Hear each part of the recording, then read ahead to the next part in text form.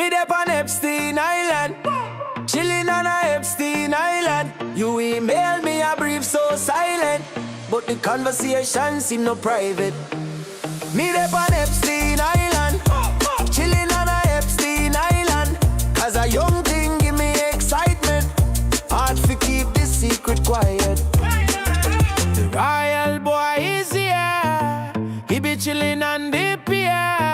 The weather so smooth, so nice, with a light young rum and ice. They say on the island, no fear, no judgment on the island, it's clear.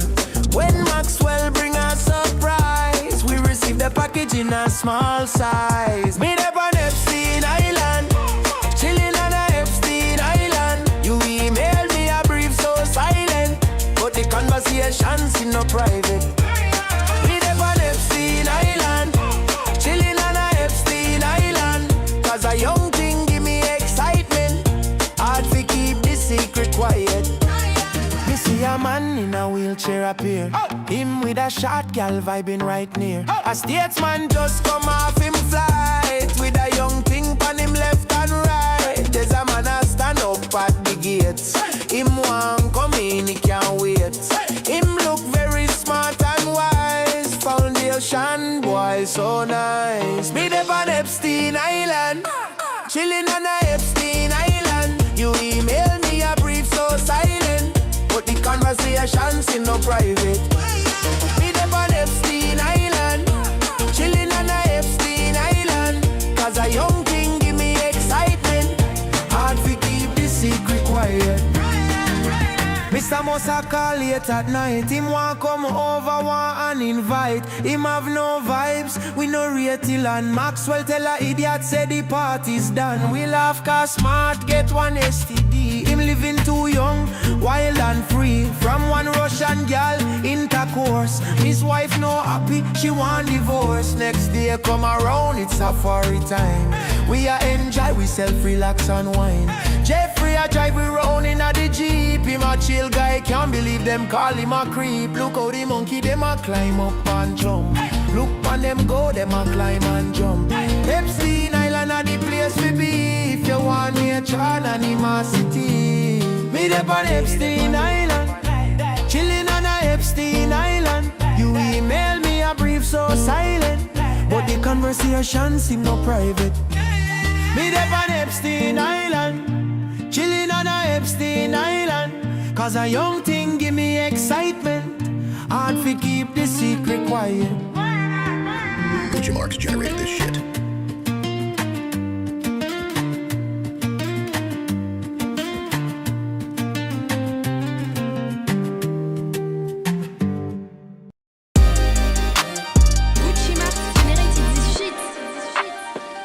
My big beautiful Belle, Belle, Belle. All the things that you can feel, feel, feel.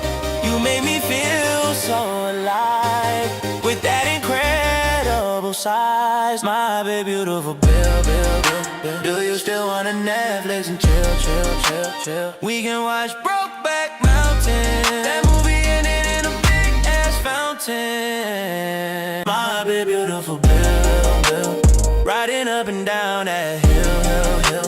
And Hillary don't have to know about us. This some presidential, confidential ass love. My baby, beautiful Bill, Bill. This that love that can't be killed, killed, killed. I wrote a special like in your name. Passing this eternal back party sun flame. And I know you're a Democrat, I'm Republican, don't give a fuck about that. We were loving like Romeo and Juliet.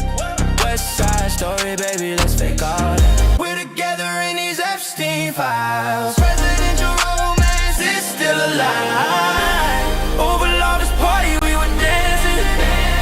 They saying boys can't stop advancing. You didn't have sexual relations with that woman. I know I was with you in a White House booming. Secret Service knocking while we were coolin'. Tryna be quiet when that big bill moved in. Look, it ain't you just feel it, it ain't suiting. You better always lie me down or we be coolin'. Hey, game stronger than a giraffe on that grueling. When you with Dino, you know that thing be drooling. Bill, Bill, Bill, you got a license for that drill, drill, drill. Missing you, my Billy Willy, boo. My Billy boy, whoop-dee, snoop-dee, whoop. Billy, Billy, Billy, Willy, woo. Whoop-dee, Billy, Snoopy, whoop-dee, Snoopy, woo. Billy boy, I think I love you. Whoop-dee, whoop, Snoopy, Billy, boo.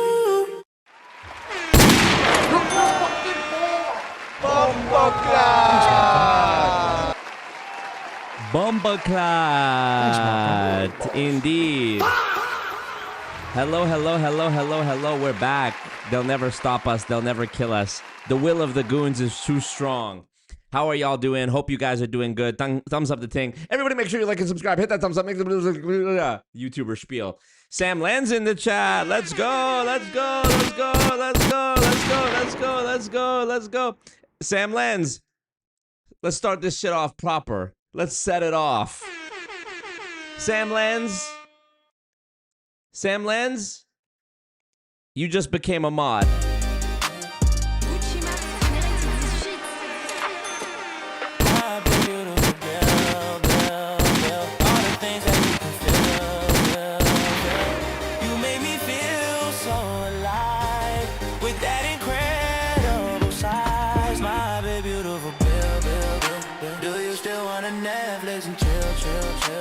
We can watch.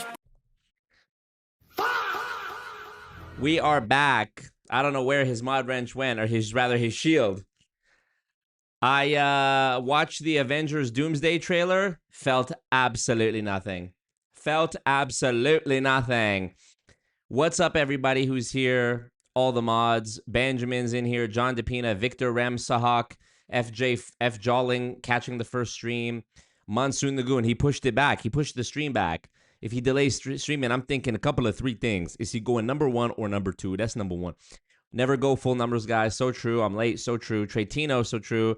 We're together in these Epstein files. Presidential is still alive. What a summer. What a song for the summer. You know, play that at the beach on your Beats pill, full volume. Alex FPV, double salute, fresh out the hood. Crispy audio got you bricked. You love to see it. Is it too loud? Is it too hot? Is the gain streaming? I'm thinking sounds good to me. Sam Lenz, thank you again for getting this stream deck. You got me this 6 years ago. Much appreciated. You and Mackenzie, we love to see it. I texted you. I think I sent you something on Instagram as well. Hope you're doing good. Good to see you. Brandon McColgan. Oh, where's the why doesn't it zoom in? Oh yeah, I fucked up the thing. That's why. Oh, that's why. Oh, because you fucked up the thing, is it? Did you? Here, that should work now. There we go. Brandon McColgan back in the thing. First stream back in ages. I'm too fired up. Don't let me make everybody mods.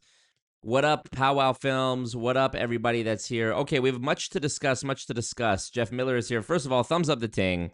Click like on the stream. It's free to do. It helps support. It helps notify people that I'm live.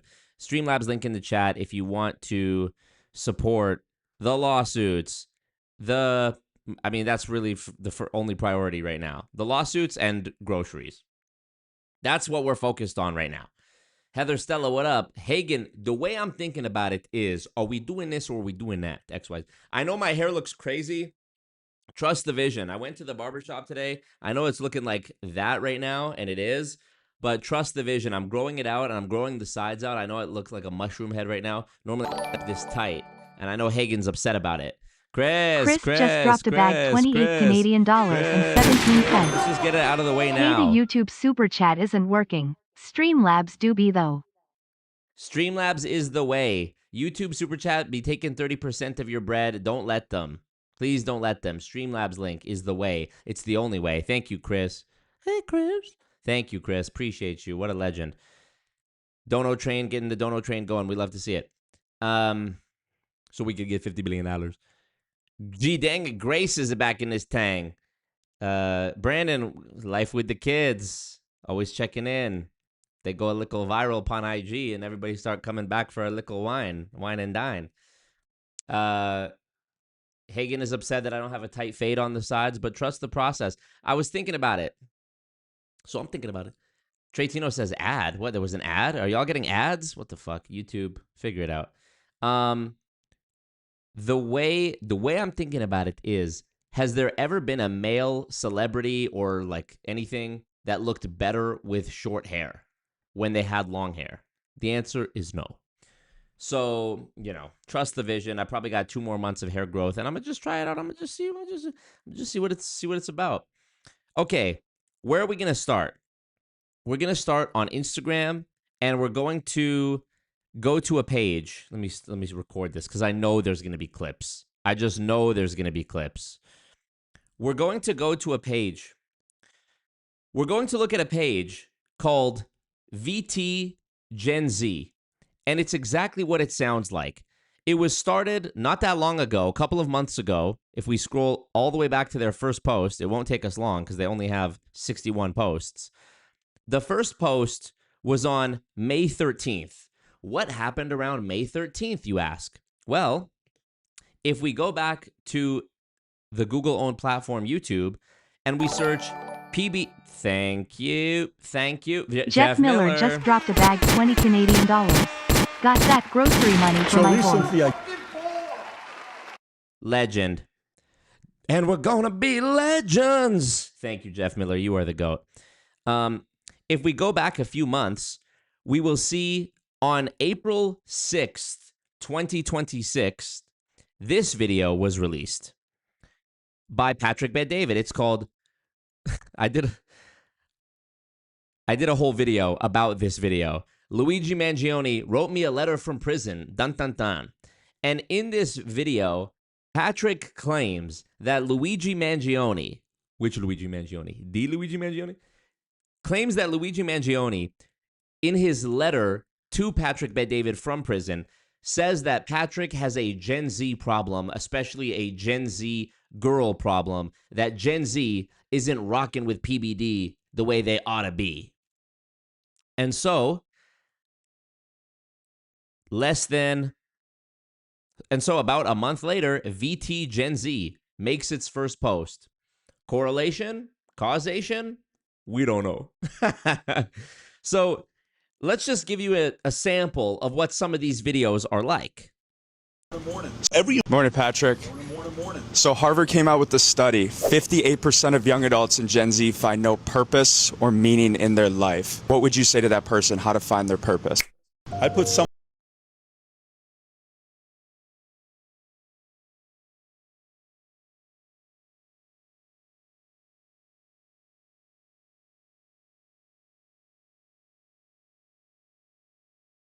Aren't supportive.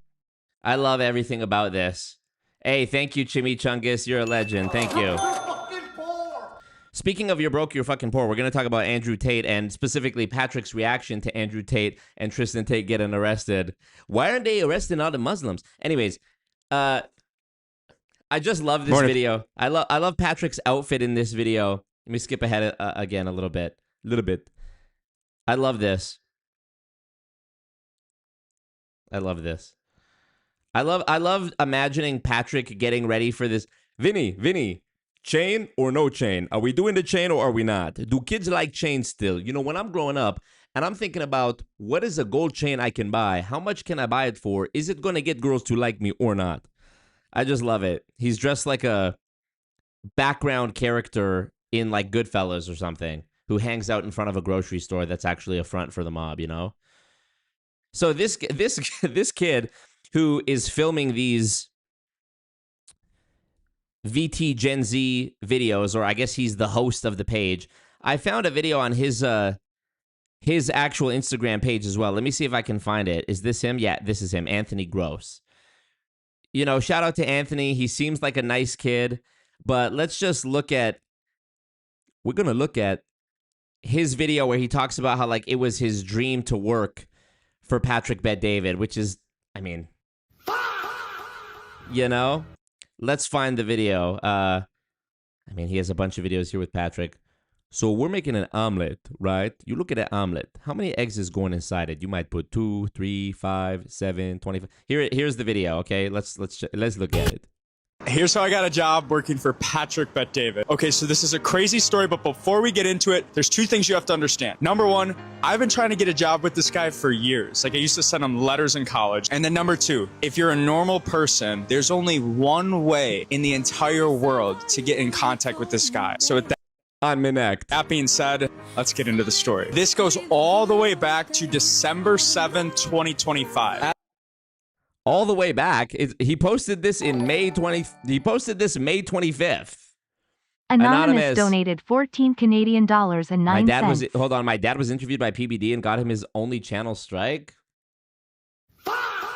Who is your dad? What the fuck? Thank you, by the way. By the way, thumbs up the thing as well, right? That's hilarious.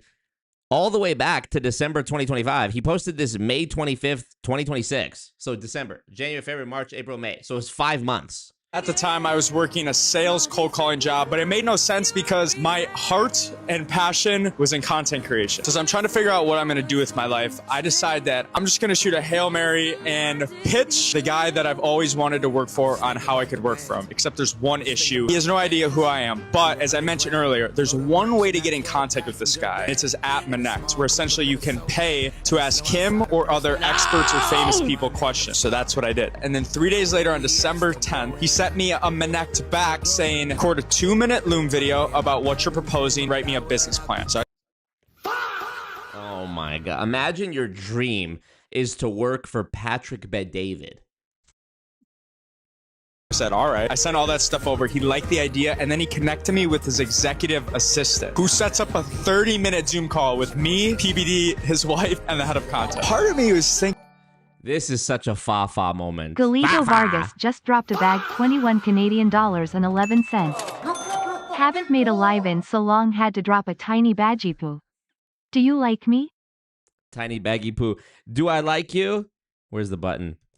Do you like me? I love you. Thank you so much. Galito Vargas. Galito.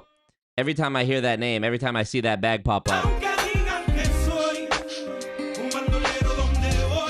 That's the music I hear when Galito Vargas drops a little baggy poo. Thank you, Galito. How much is Patrick Bet David Monect? So he didn't book a call. He purchased the whatchamacallit. So if he didn't purchase a call and he just sent the message, so you paid $110 to text Patrick Bet David to ask for a job. I mean, hey, if you actually did end up getting a job that paid you, the ROI on that was high, I guess. But what the fuck, you know? You know? Thinking like, is this a scam? But it wasn't a scam.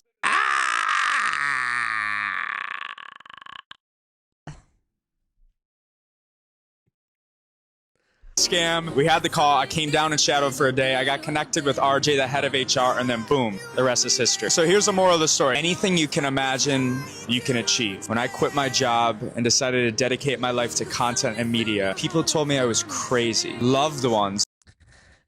I feel so bad, too, for the people flaming him in the content. I feel so bad, too, for the people flaming him in the comments because he seems like a nice kid.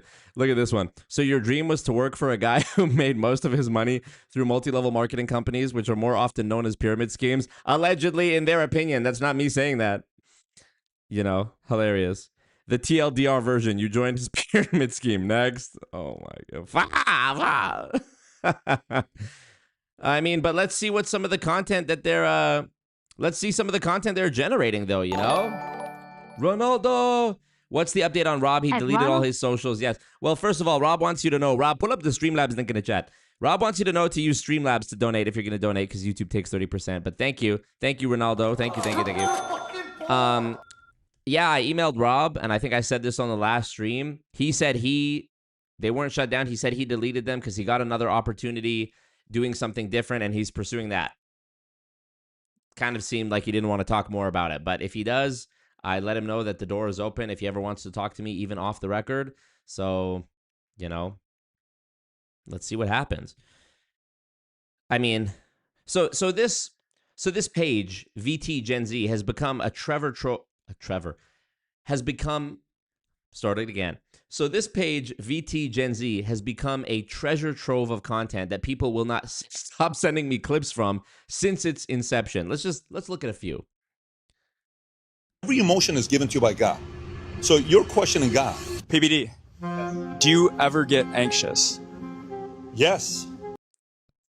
I like how people are saying it's scripted in my chat. Like, is it technically scripted? No, like I'm sure he probably knows the question ahead of time. But I love how they're trying to make it look like it's one of those man on the street interviews where he just comes up and is like, how much money do you make? What makes you confident? Which even those, I don't even, but just the advice that he gives in these is such brain rot. It's brain rot. Yes. Is it normal to feel this way? Is it okay? Or should we? Okay. It is just not all the time. Rob, pull up ChatGPT and then put it into Grok. What are the young people, the Gen Zers, what are they saying about emotions? Pull up the chart, emotion, power versus force. Okay, anxiety. So let's take that. Young people is talking about anxiety. It's something they feeling a lot, right? So why don't we make a video talking about, is it okay to have anxiety? Is it not okay, right? How many people is having anxiety? 10, 20, 50, 100 million people, right? This is just like, I don't know. I just feel like I can see in my mind's eye Patrick Bet-David sitting there being like, what would resonate with Gen Z? I know, anxiety. What's another thing? Oh, they're having a tough time getting jobs. Let's give them some advice on jobs. Jabs. Every emotion is given. You can use one word and a person will never do business with you. Patrick, Yes. in the job market right now, hiring rates have fallen to 3.3%. It's one of the lowest it's ever been. It's very difficult right now for young adults to get a job. How would you approach getting hired? While Shake his hand and shake his hand and look him in the eye, and make sure you've got a firm handshake and pull yourself up by your bootstraps, and make sure when you give him your resume, you do it in person. everybody is focused on AI, which is something you ought to know. You ought to know how to use the different language learning models, Claude. You got to know how to use Claude, ChatGPT, Grok, X, right? Rob, pull it up. And all this stuff. You have to. Very few are focused.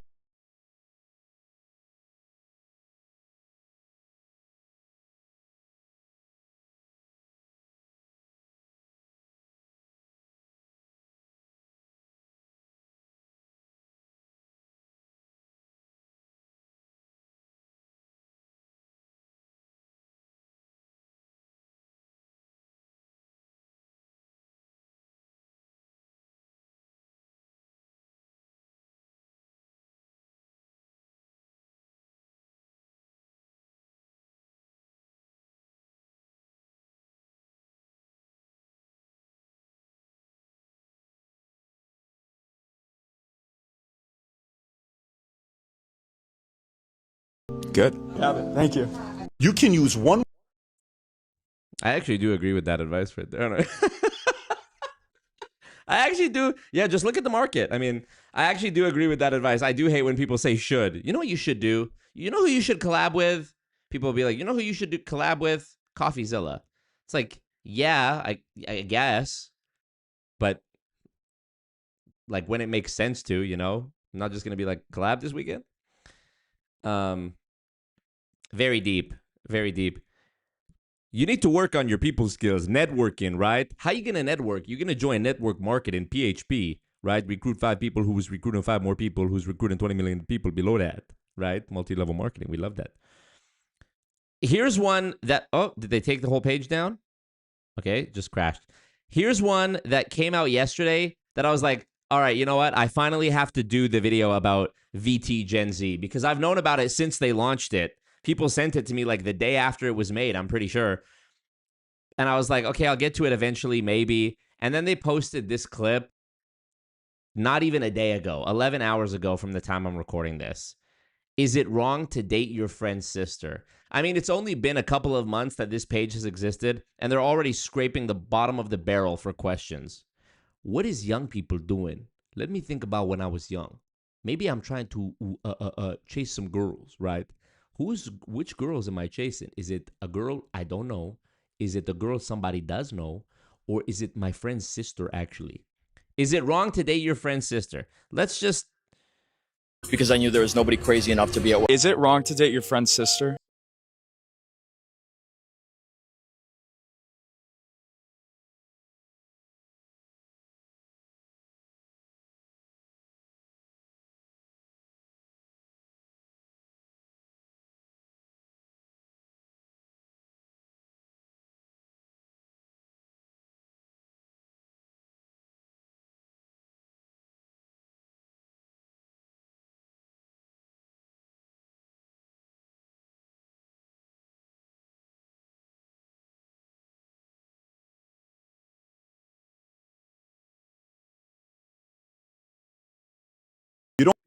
But if you ask me and I say no, and then you tell me, well, I'm going to do it anyways, I just wanted you to know, we're still going to have I'm still not going to fucking trust you. You're supposed to be my boy. Make it make sense. I love this comment. How do you track your employees' siblings' relationship status? Yeah, like what the fuck? What kind of office culture is happening that you would even know that?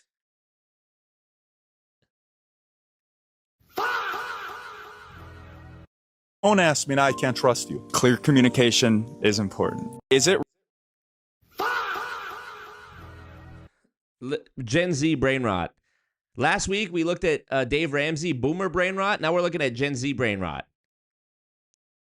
And then somewhere below that is the Gen Alpha, tung tung tung sahur, trololo, tralala, bombardino, crocodilo, brain rot, which I actually think, you know what, compared to this other shit, is more wholesome, more useful, dare I say.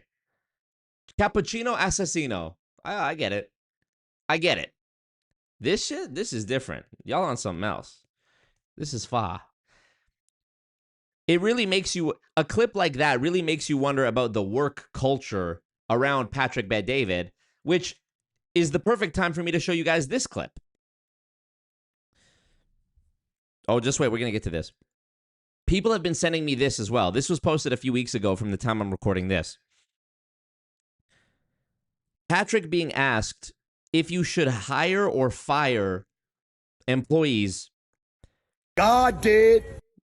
Anthony Mental Bumbleclot. Fit DIDDDDD. Look at that bag. Look at 70 that big Canadian Bumbleclot dollars and bag. 38 Look at that. cents. Why is it glitching? Fix it. Stop it. Stop the... I'm glitching. Okay, now you want to work. I just died on your arms tonight. Anthony Mental Fit. I took a full load. Yeehaw, it's bull wrangling time. Do you like me? Marco! So what we doing, right, when we're looking at the donation goal, we trying to raise money because the lawyers is charging us $100 million per hour of work, right? Are they using ChatGPT? Are they not? We don't know. But we looking at it and we going, wow, that's a lot of money they charging us for the lawyer fees, right? So, okay, let's take that. If we need to bring in, let's say we have in, how many people is watching the stream? 200 million people.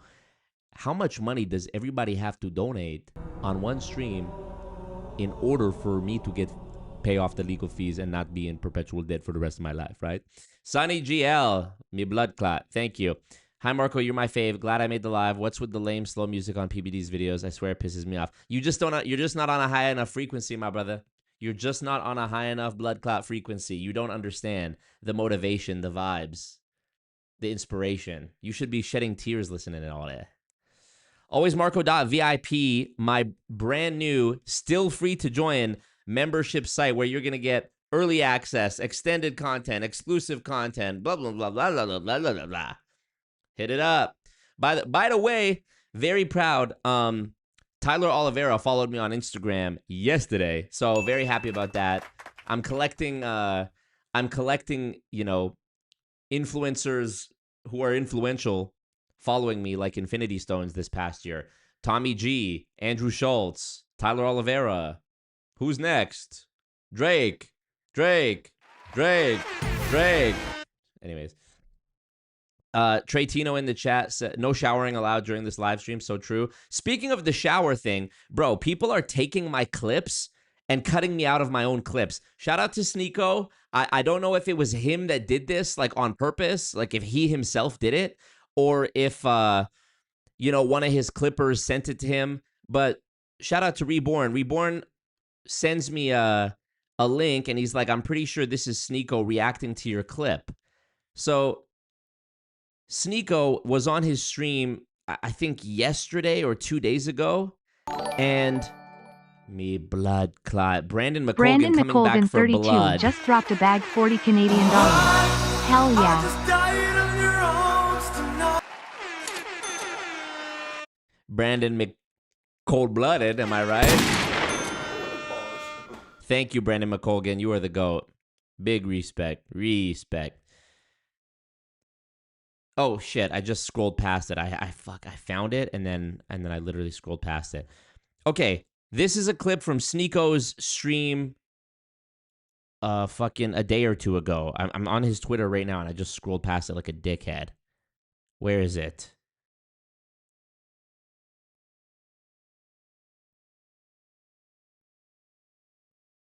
For fuck's sakes. But you know what? To my credit, in my defense, this is what the big streamers do, isn't it? Scroll Twitter. Okay, here's the clip. So I'll prove to you that I am the original viral maker making. You get what I'm saying? I'm the first person that like posted this clip, and I'll prove it to you. Listen closely. One time we're in the shower, I said, hey, I looked at my boys. Whose pee-pee is that? Mine. Whose is that? Mine. Whose is this? Yours, Daddy. I said, who gets to play with that? Who? Only you. And yours is you. And mine. One time we're in the Okay, so never mind the fact that you can literally hear my voice in the clip. You can hear me blood clot voice in the clip. This is the clip. I looked at my boys. They literally just took this video, screen recorded it, and trimmed off the top section where I'm in it. And you can even tell by the red border. The red border wasn't on the clip like on Patrick's channel. I added the red border in DaVinci Resolve when I edited the clip. This is something I do. You can go look at my other reels on my page and see. Look. All right, we're going to test. Red border. Red border. Red border. On and on. So I know for a fact this is my clip. And yeah, Sneeko posted it. 300,000 views. 50 billion views. There was another page on Instagram that posted it and got like, went even bigger than my post that I made about it. But hey, you know, you can't be mad. I'm not mad.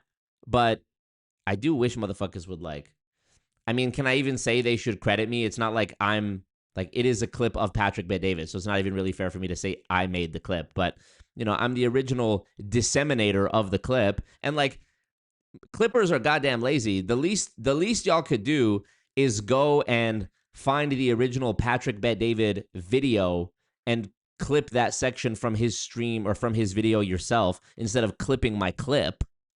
The fuck? You know? That depends. Is she Muslim? Right. Turns out his sister doesn't think of you like that. Did he say should ask the colleague brother? Ah, dwindle undesired. You got him. You're not, but that's in business. He's talking about pining your friend's sister. So that doesn't count. He was talking about business is where you shouldn't say should. Yeah. Shout out to Tyler Oliveira. He followed me. Raji, yep, we're here. The Patrick Bet-David dunk community is here. Ooh, caught him. I'm a numbers guy a little bit, right? Oh, yeah, so I don't know. The dating your sister thing, like, people were saying I'm a weirdo. Oh, yeah, so fuck. There was people saying I'm a weirdo for the PP clip, the Patrick Bet-David PP clip. When I posted it on my main feed, I just posted it with the caption, "Is this normal?" But when I posted it as a trial reel, how many views does the trial reel have? The trial reel has 180,000 views. I posted it with a poll as well. And 3,770 people voted on the poll. And I'll show you the results. 89%, let it focus. 89% said no, it's not normal. Actually, they said hell no. And 11% said yes. So look, I get the sentiment. There was people being like, you're the one who's making it weird. That's your dirty mind. And I'm like, look, I get that it's important to talk to your kids about like their bodies and stuff and stranger danger and all that. Duh. But might there have been a better time and place? Might the context have been better? Mayhaps you didn't need to talk about this in a video in your fatherhood masterclass, you know? So anyways, there's that. And then like, yeah, this clip about the dating your friend's sister, like, I don't know. I thought this shit was pretty common sense. Do you need to be showering with your kids, pointing at your own pee-pee and telling them that this is only your mommy is allowed to play with this to make the point? I would posit probably not. Likewise with the dating your friend's sister. I thought it was common sense. Nah, we not doing that. I even was at a friend's house recently. We've been friends for literally 20 years now. We've been friends since grade 5. We were both 10 years old. I'm sounding like Patrick. So I'm at a friend's house, friend of mine. Friend of mine, known him for about 20 years. Actually, he has blonde hair. You know, the thing about people, I just start adding details, like make it look like I'm lying for no reason. Anyways, I'm at his house having dinner with his family. I literally sound like Patrick. So we're having dinner. I was having dinner with his family. I hadn't been over there in a couple of years. And his mom has been saying, half jokingly, since we were 10 years old, that she wants me to marry his sister, his younger sister, who's 4 years younger than us. I have never talked to his sister. I'm not interested. I've never hung out with his sister. I've never even so much as had his sister's phone number in 20 years. I have both of his parents. I'm pretty sure I have both his parents' phone number, and I don't have his sister's number. So his mom has always said this, that she wants me to marry her daughter / my friend's younger sister. And, over the years, it doesn't matter if I have a girlfriend or if the sister has a boyfriend. The mom is always saying she wants me to marry my friend's sister. And it goes without saying that I wouldn't. But even when I was over there eating with them, I'm going to just say eating with them. I'm not even going to say having dinner. The words having dinner have become a faux pas. Thus it is decreed. And I even said at the dinner table, I was like, why would you date your friend's sister? Silence fell upon the crowd. The crowd being my friend, his sister, his mom, his dad, and their dog. Silence fell. And I was like, bro, like, look, it's not good enough that, like, we've been friends for 20 years. Like, clearly I'm not going anywhere. You don't need me to marry into the family in order to make it, you don't need me to marry into the family to make this thing, like, official. We good. Type shit.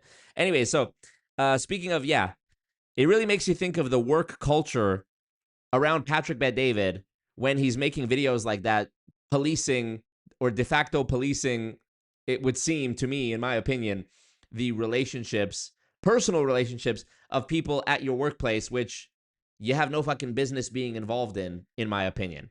But then there's this video that people were sending me, hire or fire from a CEO perspective. Everyone loves them, World Cup, okay, right? Oh, my own clip. but they constantly miss their targets. I'm going to get it working. Watch. I'm going to get it working. An employee who doesn't attend team happy hours. Fire. Firing an employee because they didn't attend happy hour. Let's see the comments on this one. The top comment, team happy hour? Really? Getting fired for not going to after work activities? This is how you know this dude is a cult leader, in my opinion, allegedly. Because what the fuck?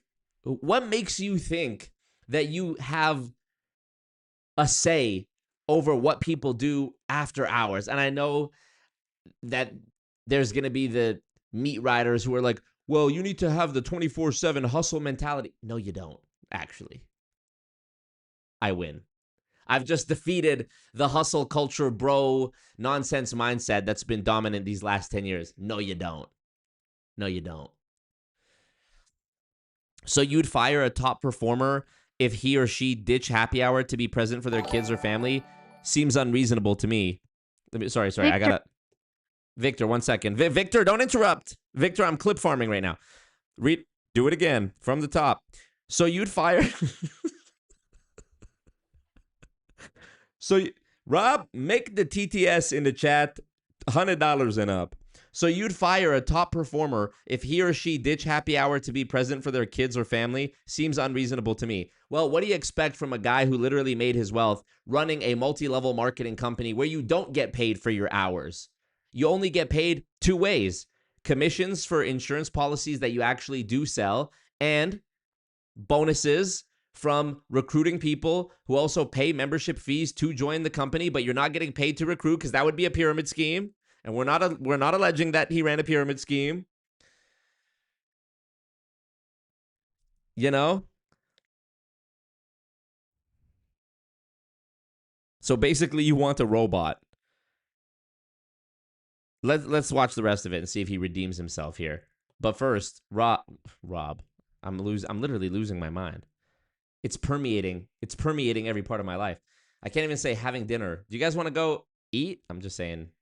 Victor, $10 on Super Chat or Streamlabs. He's saying $50 million, ding-a-ling, paying the goon tax. We watching the stream later, right? Thank you, Victor. Victor, you are the victor. Let's continue. Everyone loves them, but they constantly miss their targets. Fire. It's a good friend, but not a good employee. Has had 3 jobs in the past 3 years. Red flag. Fire. Does exactly what you ask. Hire. Refuses to take responsibility. So you're saying they doing whatever I want, right? Of course, hired him. For problems they didn't directly cause. Long-term fire. Everything rises and falls on leadership. Emails you after work hours. Anytime. Hire. Cried in the interview. Weird.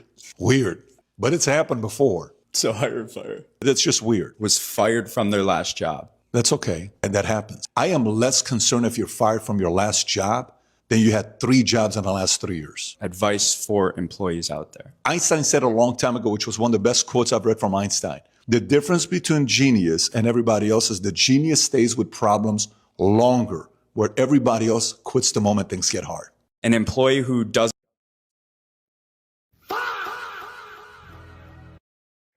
This is what I mean. Brain rot. This is brain rot. Okay. Next up, what else has Patrick Bet-David been up to? Well, if some of you who have been followers of mine since at least 2021 are going, wait, is that who I think it is? Then, yes, you're correct. This Instagram page that I'm on right now belongs to Matt Rosa. Rob, pull up the FTC order against Matt Rosa for being a scammer, right? Let me pull this up. I Am Academy, FTC, Matt Rosa. Okay. So, loading. Rosa, here we go.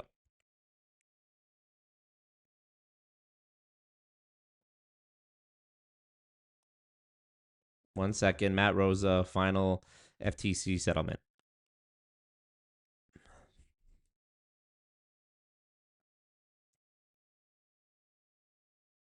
All right, here's the thing. Here's the full thing.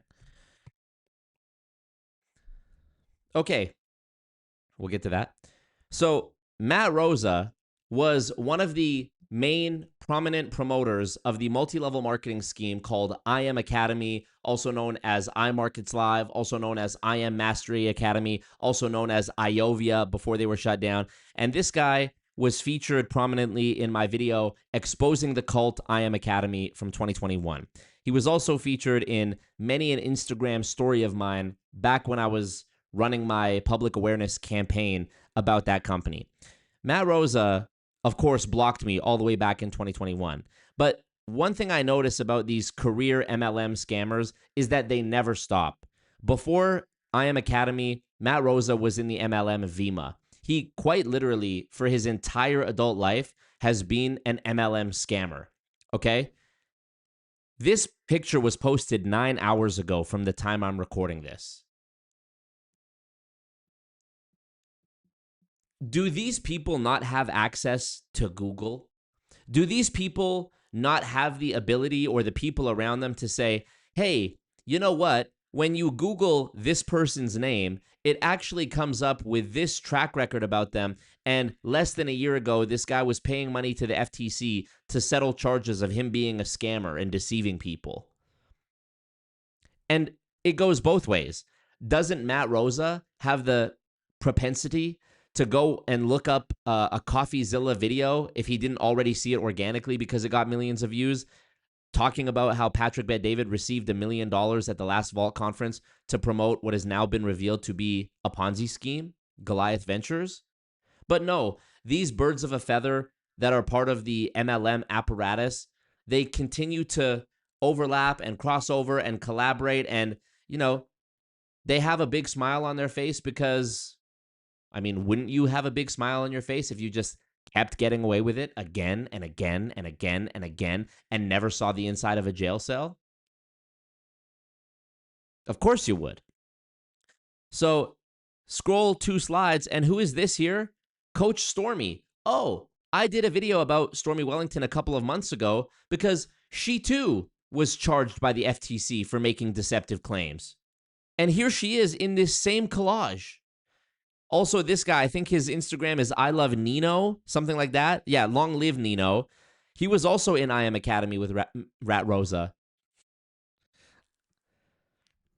You know, that was the nickname I gave him back in 2021, Rat Rosa. And he, you know, he does the typical thing that all these guys do. Oh, I'm a Christian. You know, after the I Am Academy thing kind of got exposed, not kind of. After the I Am Academy thing got super exposed by me and many others, Matt Rosa for a while went into this whole like, I'm a singer-songwriter, church-going, religious type guy. Vinny, him and some guy. You know, him and some, oh, look at that. Gifu, another MLM that Matt Rosa joined after I Am Academy. So this is the thing with these guys. They never stop. And until the consequences are severe enough, until there is enough might and force behind the consequences for these guys, know that they are going to continue over and over and over again. Let's look at the order here. This is from May. Lead defendants in the I Am Mastery Academy MLM scheme. So this is the FTC's words, calling it an MLM scheme to turn over tens of millions of dollars in assets to settle FTC charges. Search Matt Rosa. The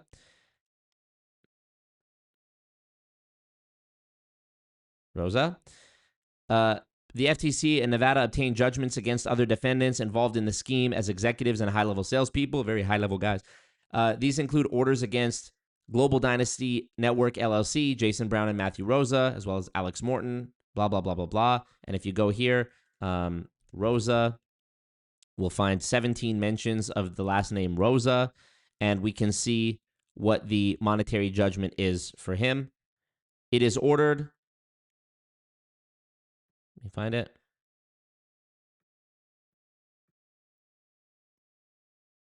See, here.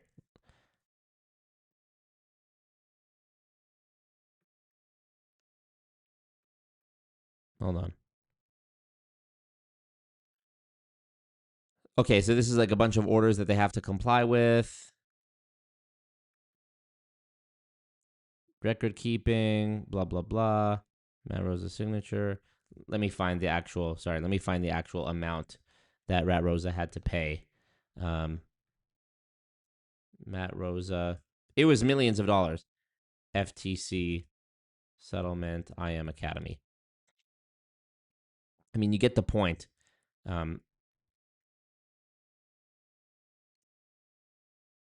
Okay, here.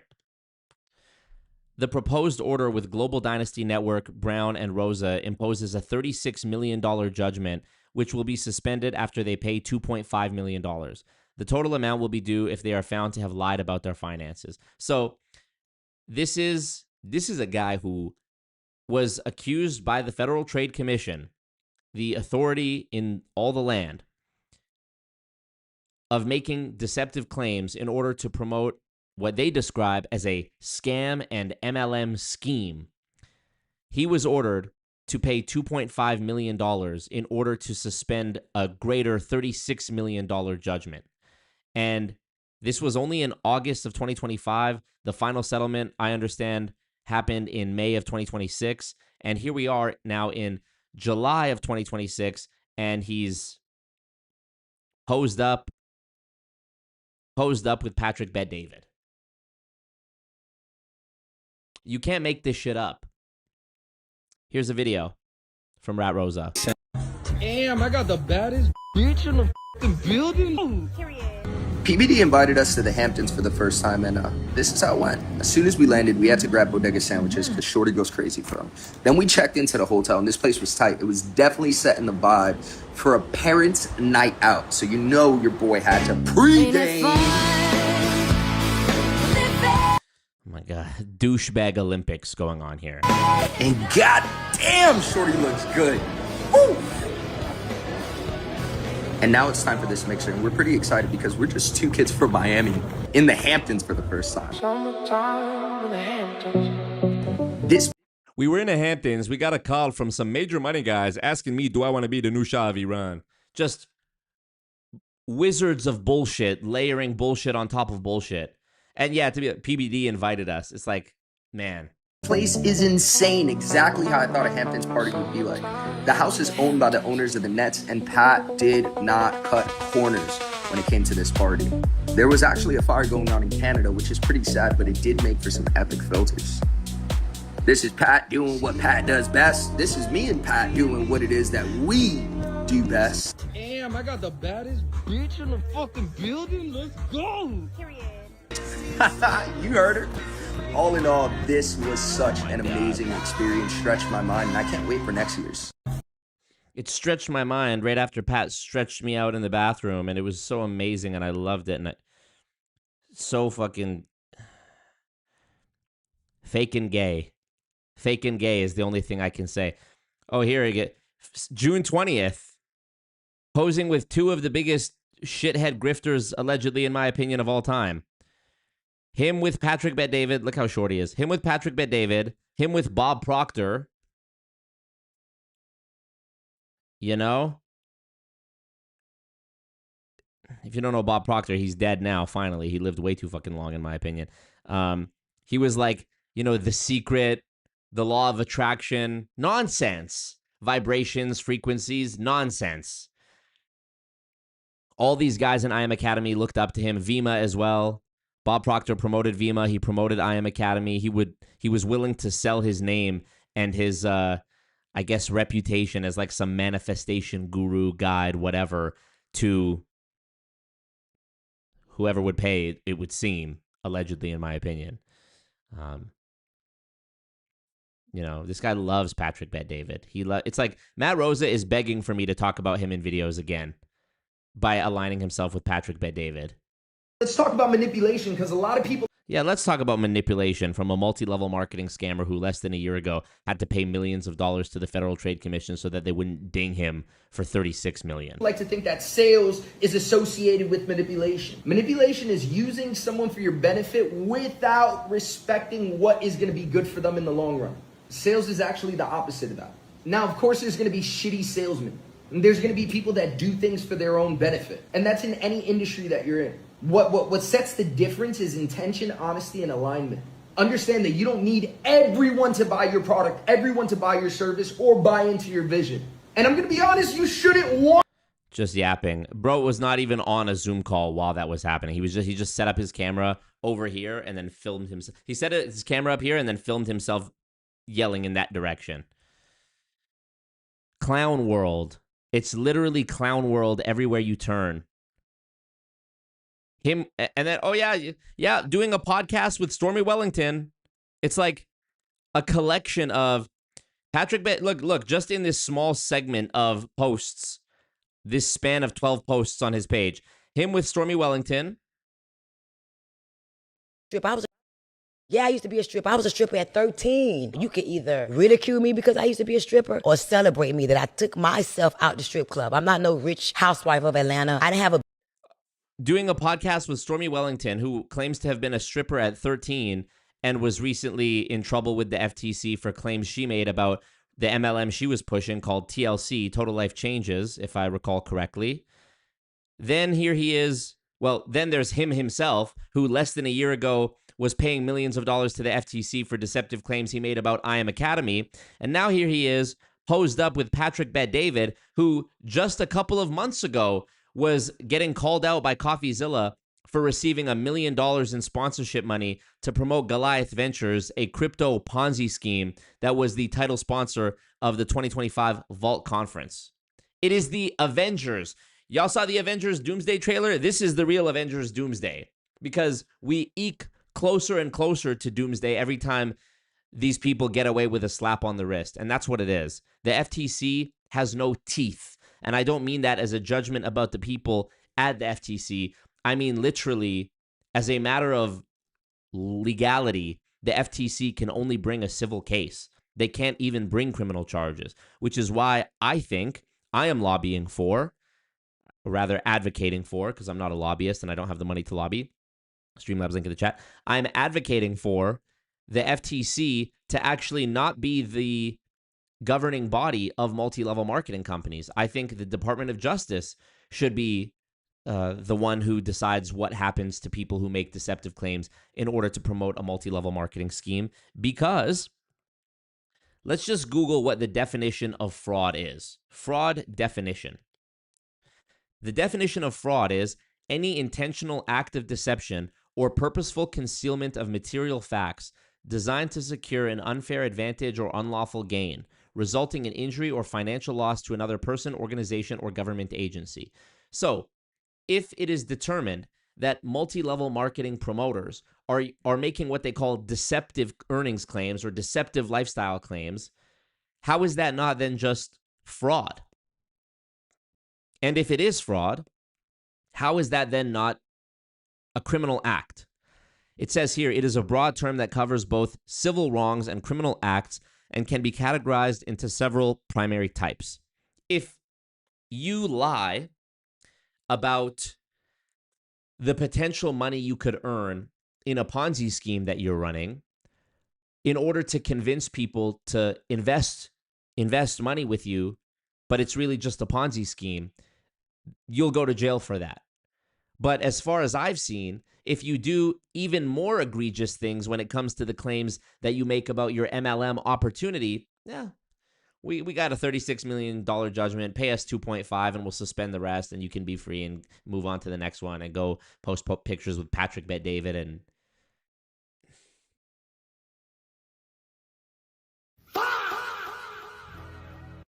Get me out of here. Where'd my...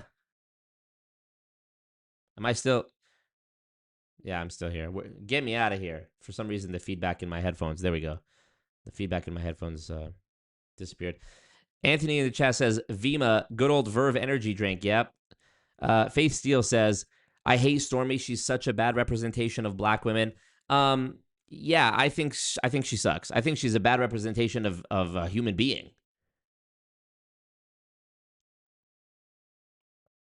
Adonis in the chat, what up? Ladies and gentlemen, we got him. Einstein never said that. Hilarious.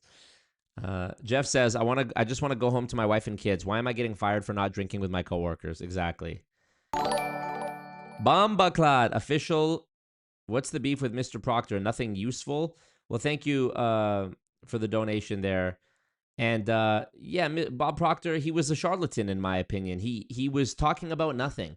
The stuff that he claimed about frequencies of the mind and manifestation and the law of attraction, it's just simply not true. And he laundered out this image that he had of being this like wise old sage for financial gain to promote scams like Vima, which was targeted by the FTC and eventually, you know, stopped operating the way it was because of that development. He lent it to IM Academy, which the FTC alleged was a MLM scheme and a $1.2 billion scam. So, you know, I certainly don't respect him for that, but also how convenient that he was a guy. This is a guy who, he was a guy who was so fucking old that there was no internet when he was young to be able to like fact check his background. Like, what were Bob Proctor's qualifications? You know, he was a nobody. He was a John Smith. You know?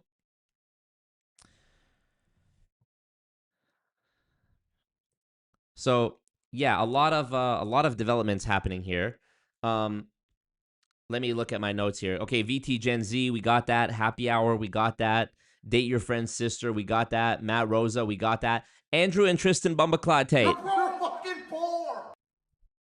We need to look at Patrick Bet-David's response to Andrew and Tristan Tate who, if you're not aware, were recently arrested yet again. Okay? Let's take a look at Patrick's thoughts on this.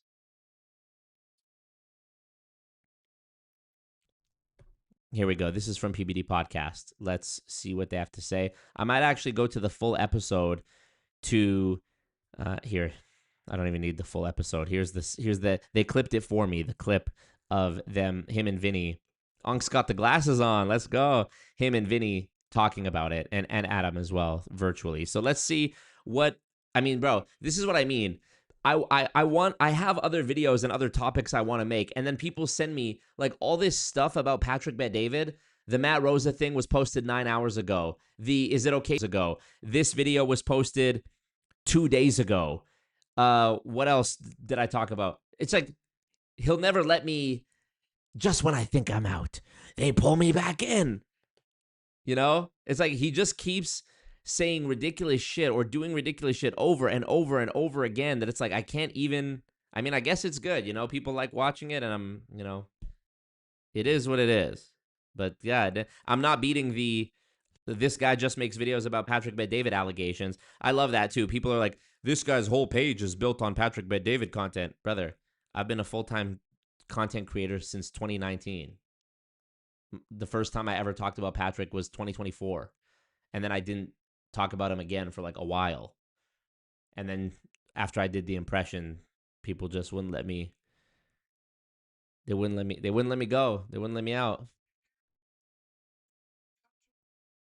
Oh yeah, here. Oh yeah. Here's the other clip of the guy who posted. He got 2,300 likes. Spencer something. 133,000 views. He also.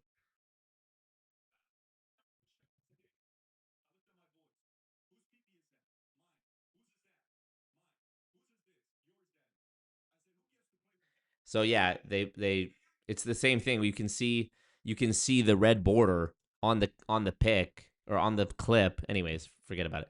But Instagram, always Marco. If you're not following me on there, I mean, Tyler Oliveira is following me on there, so why are you not? You know, if you really think about it, right?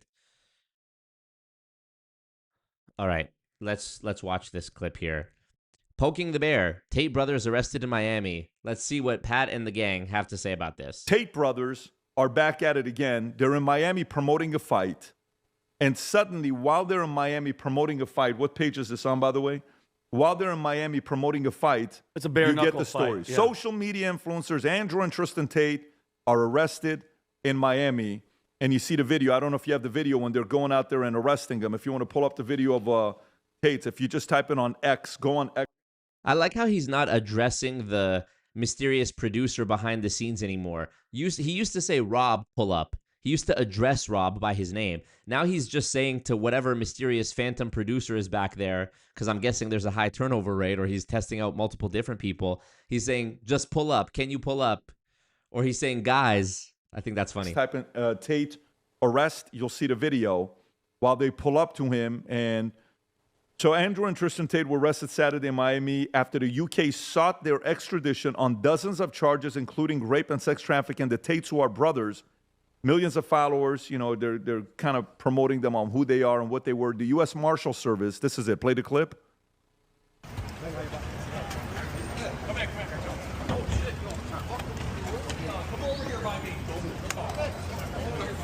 To the U.S. Marshal, by the way. They said the arrests were made in accordance with the treaties and law enforcement agreement governing Justice Department extraditions. The brothers are expected to make an appearance at a federal court early next week. I think the court today, 9 o'clock, they were at court. Their lawyer, Joe McBride, for the brothers, said they are innocent. Andrew and Tristan Tate will walk free. America does not do Britain's political dirty work. Not here, never. The UK's Crown Prosecution Service said it authorized 42 charges against Andrew Tate, who is 39 years old. Tristan Tate, 38, faced 17 charges. The service said there's a total of 7 alleged victims, and you know, that goes into all these other stories. But the judge that they're facing, I believe today, I want to say the judge's name is Judge Lewis. I think hardcore level 10 type of a liberal judge that we're talking about. So who knows what's going to happen here? We know DeSantis' camp have never been fans of Tate's. They've even called him out. Last time Tate was on a podcast, he called out DeSantis. And James Huthmeyer, who's a star in Florida, this guy's going to end up doing something long-term politically. Very talented, very capable. He even said a few things on X about him. So some of this stuff has to do with child pornography is what they're talking about, which, you know, to put that on them. Can you imagine UK, you have Rupert Lowe who comes out with a report with 250,000 Pakistanis, you know, with 87% of them being Pakistanis, this rape gang, and you hear nothing. But the first Muslim they go after is Andrew Tate. That's what it's come down to. Not. Muslims mentioned, everybody. Muslims mentioned. Take a shot.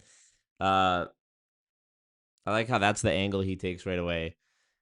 Isn't this the same guy who loved the Citizen Vigilante movie that came out recently and was raving about how great this movie is about a guy who's killing, you know, Muslim migrants who are, you know, raping and doing crime and whatever. But then when a Muslim who is accused of that exact thing, you know, I say Muslim in air quotes as well regarding Andrew, because I don't believe he ever was genuinely Muslim. I believe he was saying that he was Muslim because it gained him favor and probably made life easier for him in Dubai.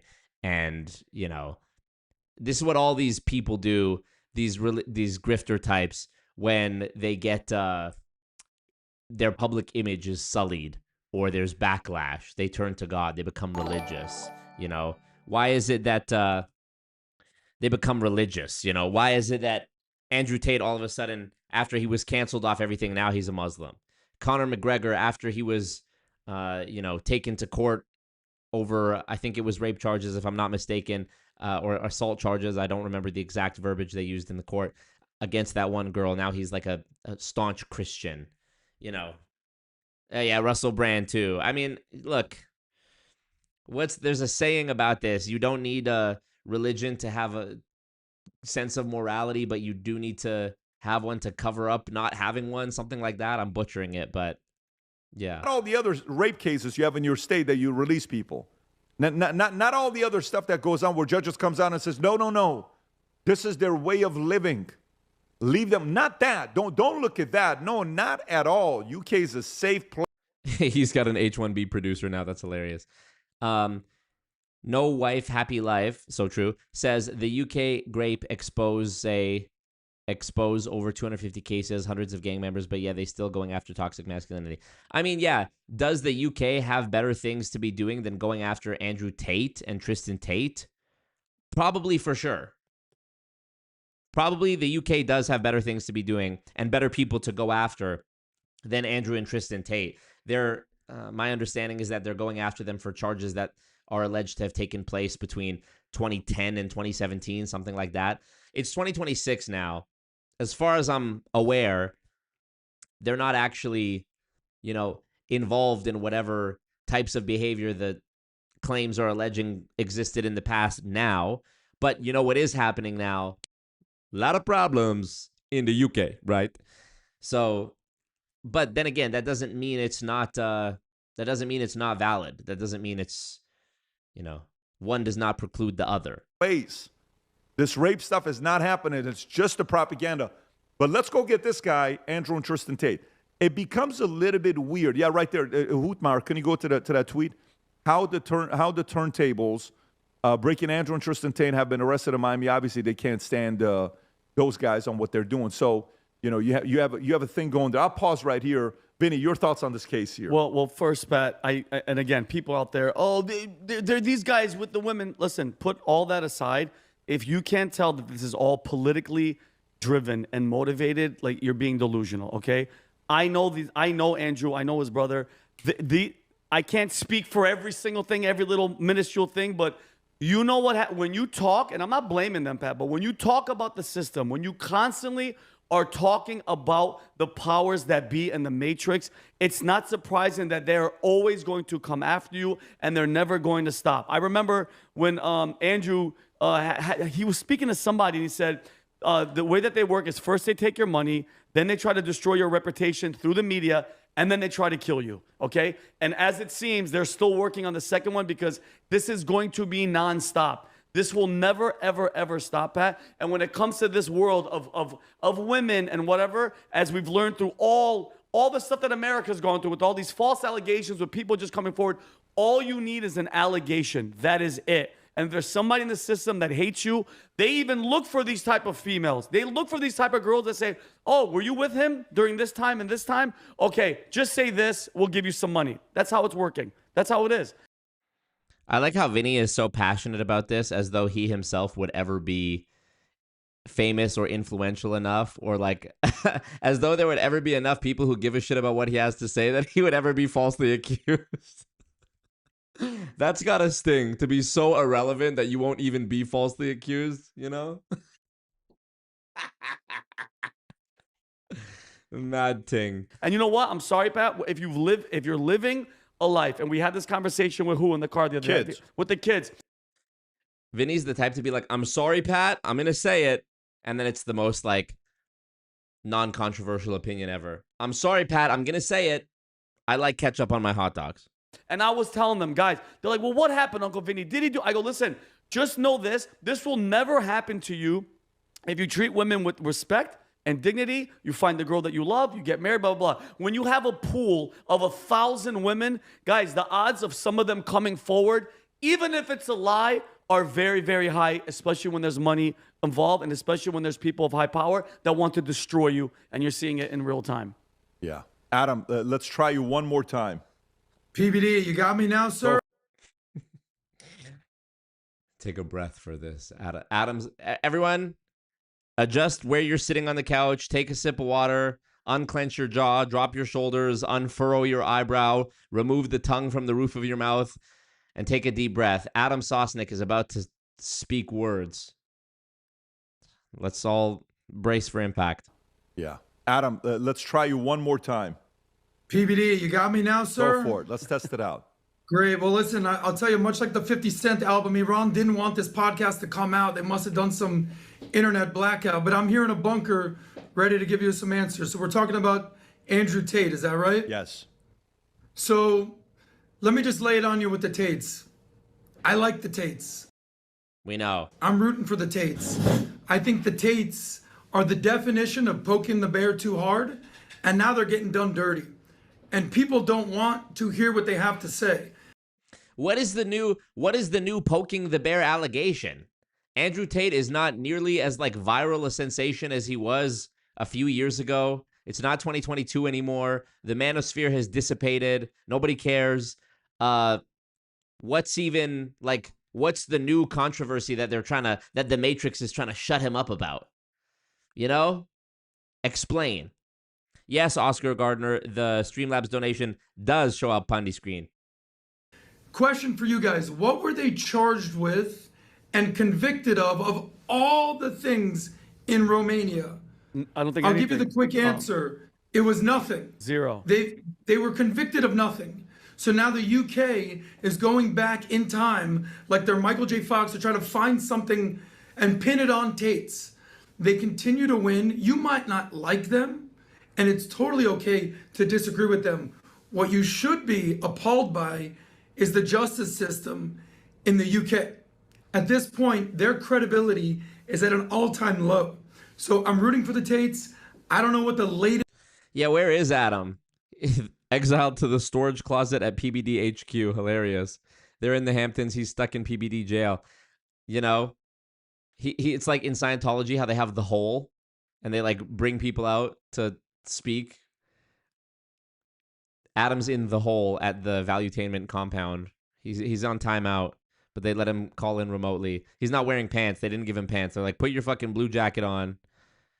Get the green screen background with the guru wall, the wooden slats. That's the guru wall.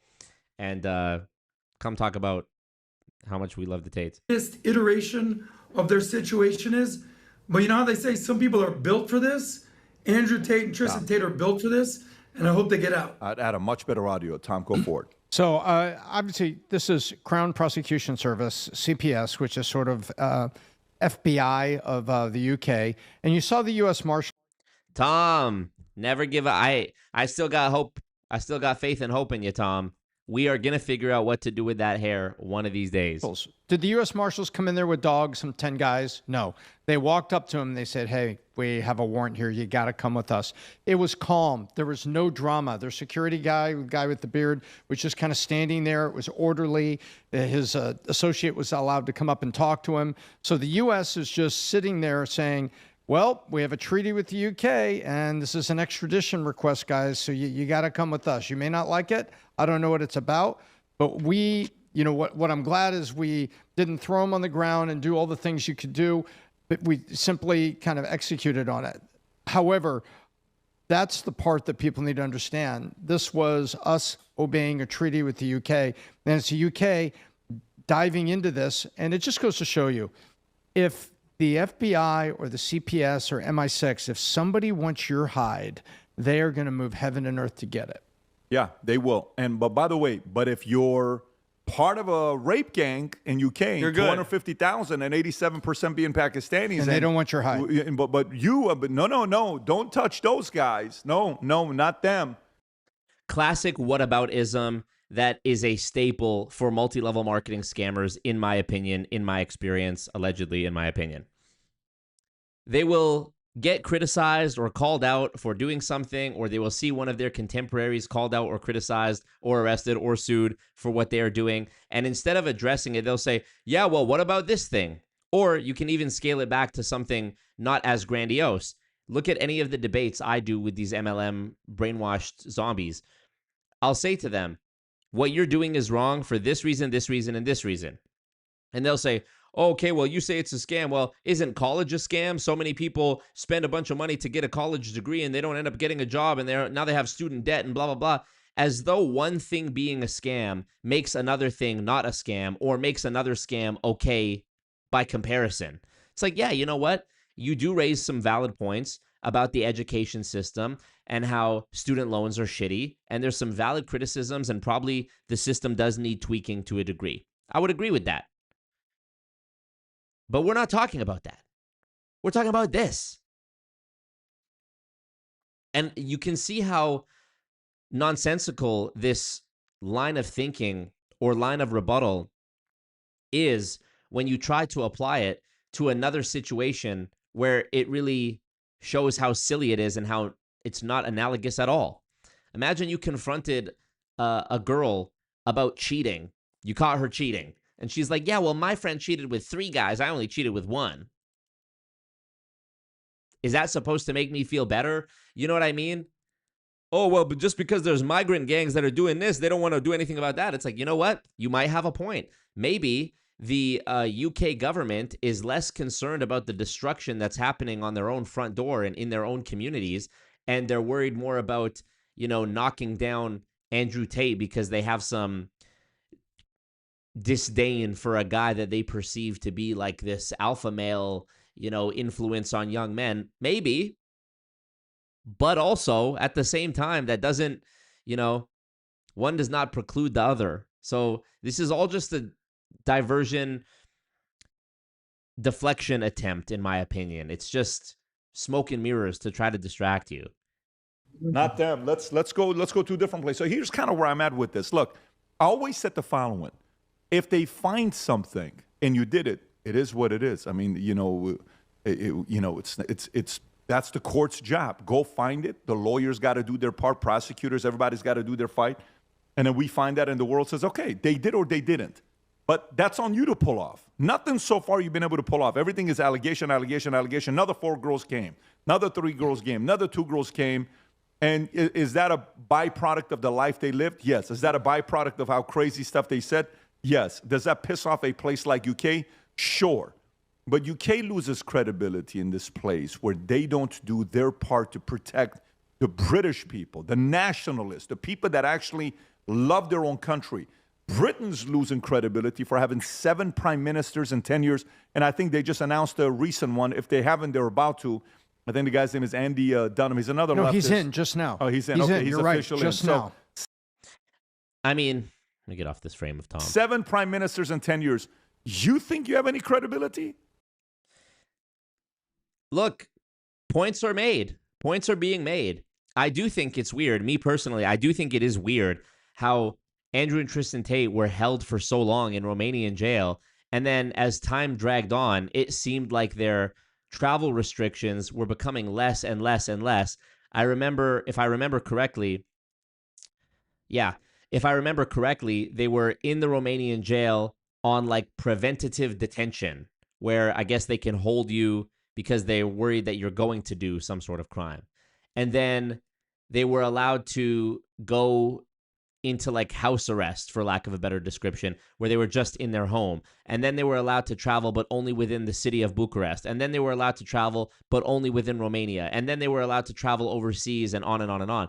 So I am confused about that, why it's taking so long if there is a trove of evidence, which you would think for serious charges like what they were accused of in Romania, I would think that the prosecutors of the, I don't know what in Canada we call it the Crown Prosecutor because it's on behalf of we're a Commonwealth country, right? So it's the King's Bench, the Court of King's Bench, the Crown Prosecution. They're doing it on behalf of the Crown. That's what they call it. But whatever, the Attorney General equivalent. I do wonder, I would think that before they go after somebody for serious charges like that, they probably already have the case, they already have enough evidence to make it a slam dunk case. So it is confusing to me, and it does make it look less credible. I would think if there was overwhelming evidence against Andrew and Tristan Tate, they would have never made it out of the Romanian jail the first time. And I also do think it's strange that now they're being accused of stuff that happened between 2010 and 2017, if I recall correctly, over a decade ago, almost 2 decades ago, with regards to 2010. So that also does seem kind of like strange as well. But who knows? Who knows? UK?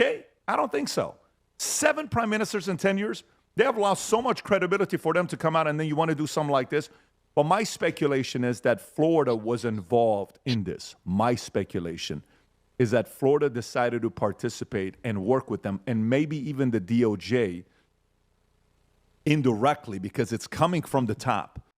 Tom is experiencing elder abuse. Hilarious. So we'll see as this gets closer where they're at. I don't know. We'll learn more as they're going through. I think today's the first court hearing. They're having a couple other things that's going to happen this week.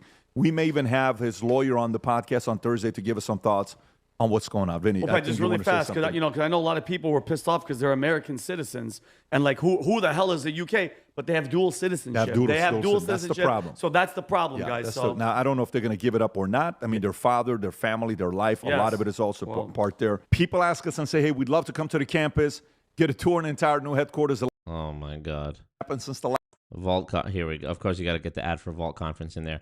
Now, this segment ought to be called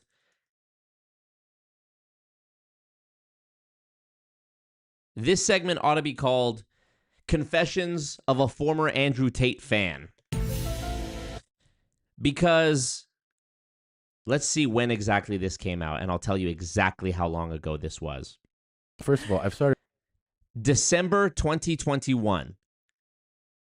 So not quite 2022, before Andrew Tate became the most Googled man on earth. This is the video. Your Mom's House podcast, episode number 636, with Andrew Tate, Oscar Garner. Oscar Garner donated 14 Canadian dollars and 8 cents. Hilarious. I'm behind on my actual taxes, but the Goon HOA, this is so true. Thank you, Oscar Garner. Appreciate you. I'm behind on my actual taxes, but the Goon HOA must be paid in full. Thank you, Oscar Garner. I really appreciate you. Thank you so much. This was the video. Your Mom's House podcast with Andrew Tate, episode 636. Uploaded December 29th, 2021. A friend of mine at the time had been telling me over and over, have you heard of this guy, Andrew Tate? Have you heard of this guy, Andrew Tate? Have you heard of this guy, Andrew Tate? You need to watch this video over and over again. And I remember I had this exact video saved on my watch later on YouTube. And my friend would ask me, have you watched the video yet? No, I haven't watched it. Have you watched it yet? No, I haven't watched it.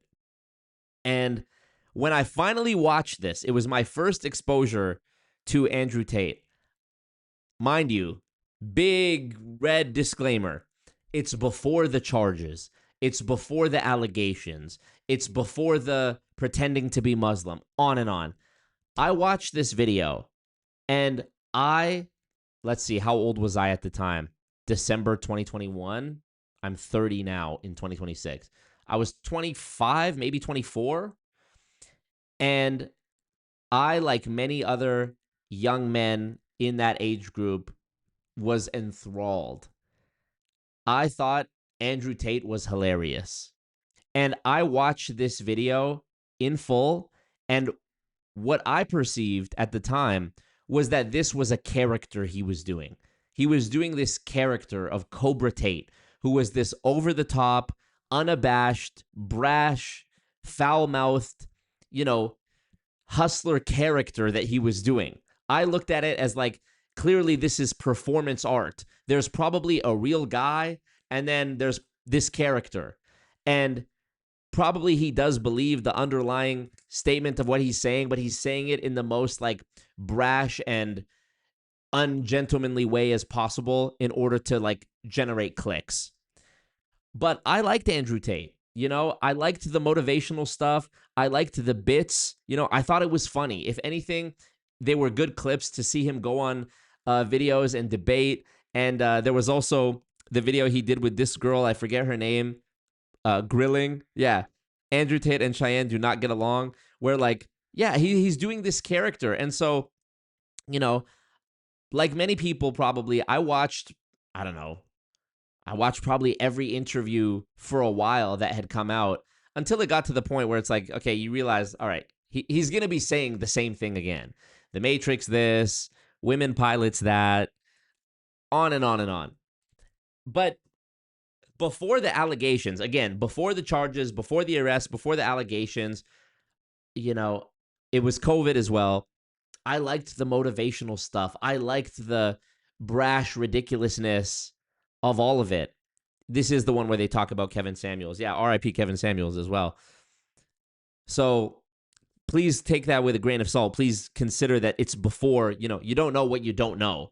And it was before that. This video, it is a hilarious video. It is a hilarious interview. The way he's bouncing back and forth, pause, the way he's bouncing, the conversation back and forth with Tom Segura and Christina, who are two professional comedians, and then he's going in there with his, turned up to 11 with this character.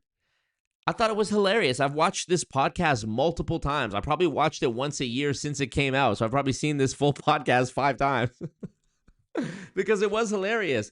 But then as time went on, it was just like, not only is he saying the same stuff over and over, but where I really began to become disillusioned. Let me try that again. Where I began to get really disillusioned with Andrew Tate was my perception that the things he was saying didn't actually line up to how he was living. Obviously, the Muslim thing, which I don't even care. We're going to get to that more in detail in a little bit because I had an interesting exchange with somebody in my comments recently about this. I'm not offended. I'm not Muslim myself, so I'm not offended like, oh, this guy's using my religion to try to seem away. But my disappointment comes from, I think you should stand on business and your words should be consistent with your actions. That's what I think. That's my opinion. That's my belief. And so there was certain stories where he had this one story about a girl he was dating, and he was still dating her, and then some other guy who liked her came to his house to try to fight him, and him and his friend were there, and they went outside to meet this group of guys. And in one iteration of the story, he says that he pushed his friend because his friend was a coward and said that they should apologize to the other guy. And then in later tellings of the story, he says he knocked his friend out cold. So there was like these minor little inconsistencies. There was also like things that annoyed me, which are just personal pet peeves, where like Andrew Tate always talks about, I self-analyze and I'm trying to be a better communicator. And it's like, then you see him mispronounce like very basic words. Like I can't tell you how many podcasts I saw this guy go on and say hyperbole. Hyperbole. Not hyperbole, hyperbole. Which, as far as I know, there's no alternate pronunciation of hyperbole, depending on, aluminum or aluminium, tomato. As far as I know, hyperbole is only pronounced one way. And so seeing him go and talk about, oh, I'm such an effective communicator and my unmatched perspicacity and all this, I was like, all right. And then there was I think it was this podcast, he said, I could kick the fuck out of anybody. And then he went to do an actual fight. And when he went to do the actual fight, he was terrible. And he lost to some guy. And then he went on and made excuses after years of these motivational edits of him being like, don't make excuses, be 100% personal accountability. And then he went on there as soon as he lost. I've been out of the game for 10 years. I'm 40 years old. And I looked it up. He wasn't even 40. He had turned 38. When's his birthday? Look, Andrew Tate, age. Here it is. 39 years old. He was born December 1st, 1986. So his birthday is December 1st. And he fought Chase Demore on December 20th. So his birthday is December 1st. He's 39. That means at the time of this fight, he had just, only a couple weeks before, turned 39. So he was barely even 39. He's like, I'm 40 years old. I haven't been fighting for 10 years. All these excuses that he made after being like, I could kick the fuck out of anybody walking this planet. And also, he tried to make it seem like there was such a gap between him and this TikTok guy I'd never heard of before, Chase Demore. But literally, I think it was the day before or the day after this fight, Jake Paul fought, what's the guy's name? Jake Paul, AJ, Anthony Joshua. When did that take place? December 19th. So literally the day before that fight, Anthony Joshua fought Jake Paul. And my understanding is that the age gap between them is exactly the same as for Andrew Tate and Chase Demore. And in this case of Jake Paul and Anthony Joshua, the older fella, the 40-year-old one, won that fight. And like pretty brutally as well. So it was sort of death by 1,000 cuts. Seeing this guy who presented him one way, I mean, that's sort of the risk in presenting such a grandiose image of yourself, is eventually you will be found out. Eventually you can't keep up the facade forever. This is why all of these MLM guys end up getting exposed, because the emperor has no clothes. We're seeing it now with Patrick Bet-David. Everybody is catching on to the fact that Patrick Bet-David, allegedly in some people's opinion, is really not all that he's chalked up to be. So, it was a slow road of disillusionment. And then, of course, I didn't even mention probably the most important thing, but like, yeah, the accusations, the allegations, there was text messages that you can read in the files that they put out. There was the video of him beating the girl, and I know that he said it was consensual and whatever, but I don't know, Oh, this was another one. Fuck. This was a huge one. This is probably the biggest, big one where I was like, you know what? I actually don't know about Andrew Tate anymore. He had a video. It was a podcast interview he did. I can't remember with who, because he did so many of them, where he's like, I don't do crypto deals. I don't scam my fans with crypto coins because it's based on the greater fool theory where you have to convince someone else to lose money by buying it for less. And I don't do that. I provide real value. And then he started promoting all these fucking coins.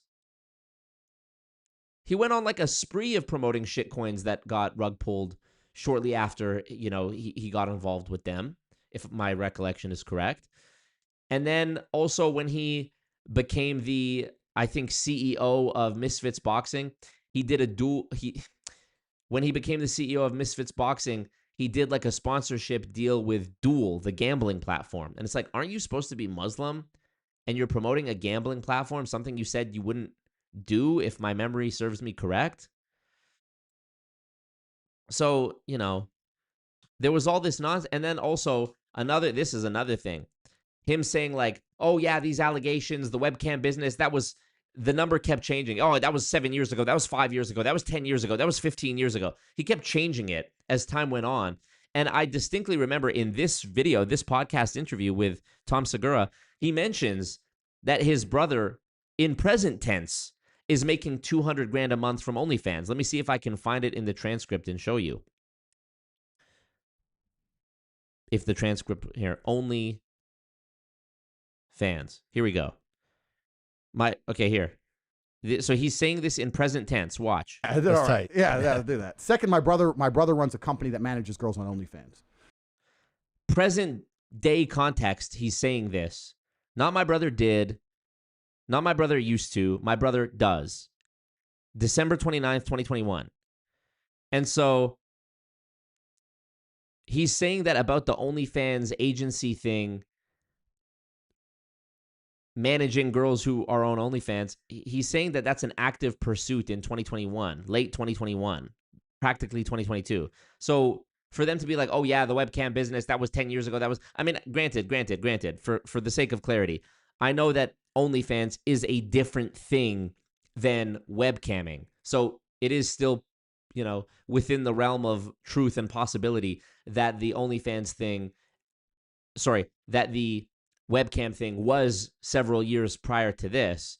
But some people would argue that the sentiment or the spirit of what you're doing, managing girls on OnlyFans, managing girls who are doing webcam, pimping girls out. He used to have a course called the PhD, Pimping Hoes Degree. Some would argue that the spirit of these things are more or less the same. They're similar enough that it's not quite honest to say that this was 5, 10, 15 years ago. So, but who I don't actually know. I'm not saying that I know for certain. Like, oh yeah, I'm not saying, oh, he's lying. I'm not saying that. I just, me personally, based on what I've seen and my understanding of it and putting the pieces together, there seems to be inconsistencies. And so, yeah, it's, that's the reality of it. When I first watched this, I understood why my friend had been harassing me to watch it, and I was like, man, I wish I would have watched this sooner, because it was hilarious and it was funny. And then like look, so a female without instruction is headed for destruction. Women are intrinsically lazy. Yep. Intrinsically, if you show a man how to make 1,000. See, like, this was what I found so humorous about it, was like the mismatch, what do they call that? The juxtaposition of, like, he's staying in this serious character, being super serious, and they're like chuckling and laughing, and you hear the producers in the background laughing, and it's like, it's clear he's doing a bit. At least it was to me at the time. He's clearly doing this character, going above and beyond, cranking it up to 11 to be like this offensive, brash character. And I thought it was hilarious. Did I ever, a lot of people asked me to make a video about Hustlers University and expose it. And I even had people who make videos about Andrew send me emails and reach out to me and be like, you're the pyramid scheme guy. Let's talk about this pyramid scheme. And I could have very easily, at a time when a video about Andrew Tate was worth a guaranteed 500,000 views easily, I could have easily jumped on the bandwagon. But I never had been in Hustlers University. Nobody had ever sent me credible evidence or screenshots or screen recordings of things that were taking place in it that I could report on. I wasn't about to spend the money to join it. I didn't want to do that. And all of the videos that I saw where people were like exposing Hustlers University, to me, you could make the argument that it wasn't worth the money, but I wasn't, and I'm still am not prepared to say all the way that it was a scam, like a multi-level marketing scheme is a scam. And upon looking at it, I had somebody reach out to me being like, here's all the evidence I have. It's a pyramid scheme. And it wasn't a pyramid scheme. And I find it annoying when people call things that they don't like pyramid schemes, or, affiliate marketing things pyramid schemes, because it dilutes the reality when an actual pyramid scheme is being exposed. And people, by and large, still have a fundamental misunderstanding of what a pyramid scheme is. And this is on purpose. You know, the multi-level marketing apparatus has worked tirelessly over decades to try to confuse and obfuscate and redefine words in order to trick people so that they don't know what they're talking about when they talk about, well, is it an MLM or is it a pyramid scheme? They don't understand what they're saying when they say that. So I'm very wary to just jump up and call something a pyramid scheme if I haven't done my research on it and if it doesn't have the red flags of a pyramid scheme that I refer to, specifically Robert Fitzpatrick. Is there a pay-to-play mandate? Is there an emphasis on recruitment? Is it pay-to-play, emphasis on recruitment? Why am I forgetting the last two? Pay-to-play, emphasis on recruitment, extreme money transfer, and endless chain. We got it. And if you want to actually, I have the book right here. Ponzinomics.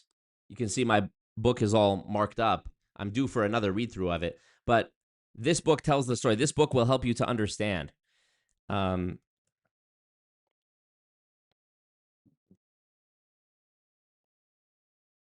Benjamin in the chat. I know he knows. Too lazy to try. Yep. He had a video. I mean, I think he's made several.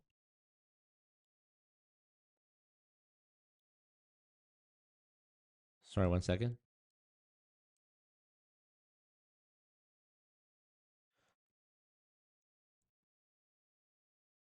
Yes. So in this, what is this document called? Pay to play, endless chain, recruiting mandate, or rather you could call this emphasis on recruitment, and extreme money transfer from the bottom 99% to the top less than 1%. This video is called, this document, Pyramid Schemes in the American Dream, the many problems with multi-level marketing and why new legislation is needed to constrain the industry. When was this published? Oh, 2022. That's awesome. Caroline Luer. And is Robert Fitzpatrick part of this? Yes, he is. I'm going to post this in my Discord, actually. If you're not part of my Discord, join the link in the chat. I'm going to post this in there right now in the recommendations so that I don't forget.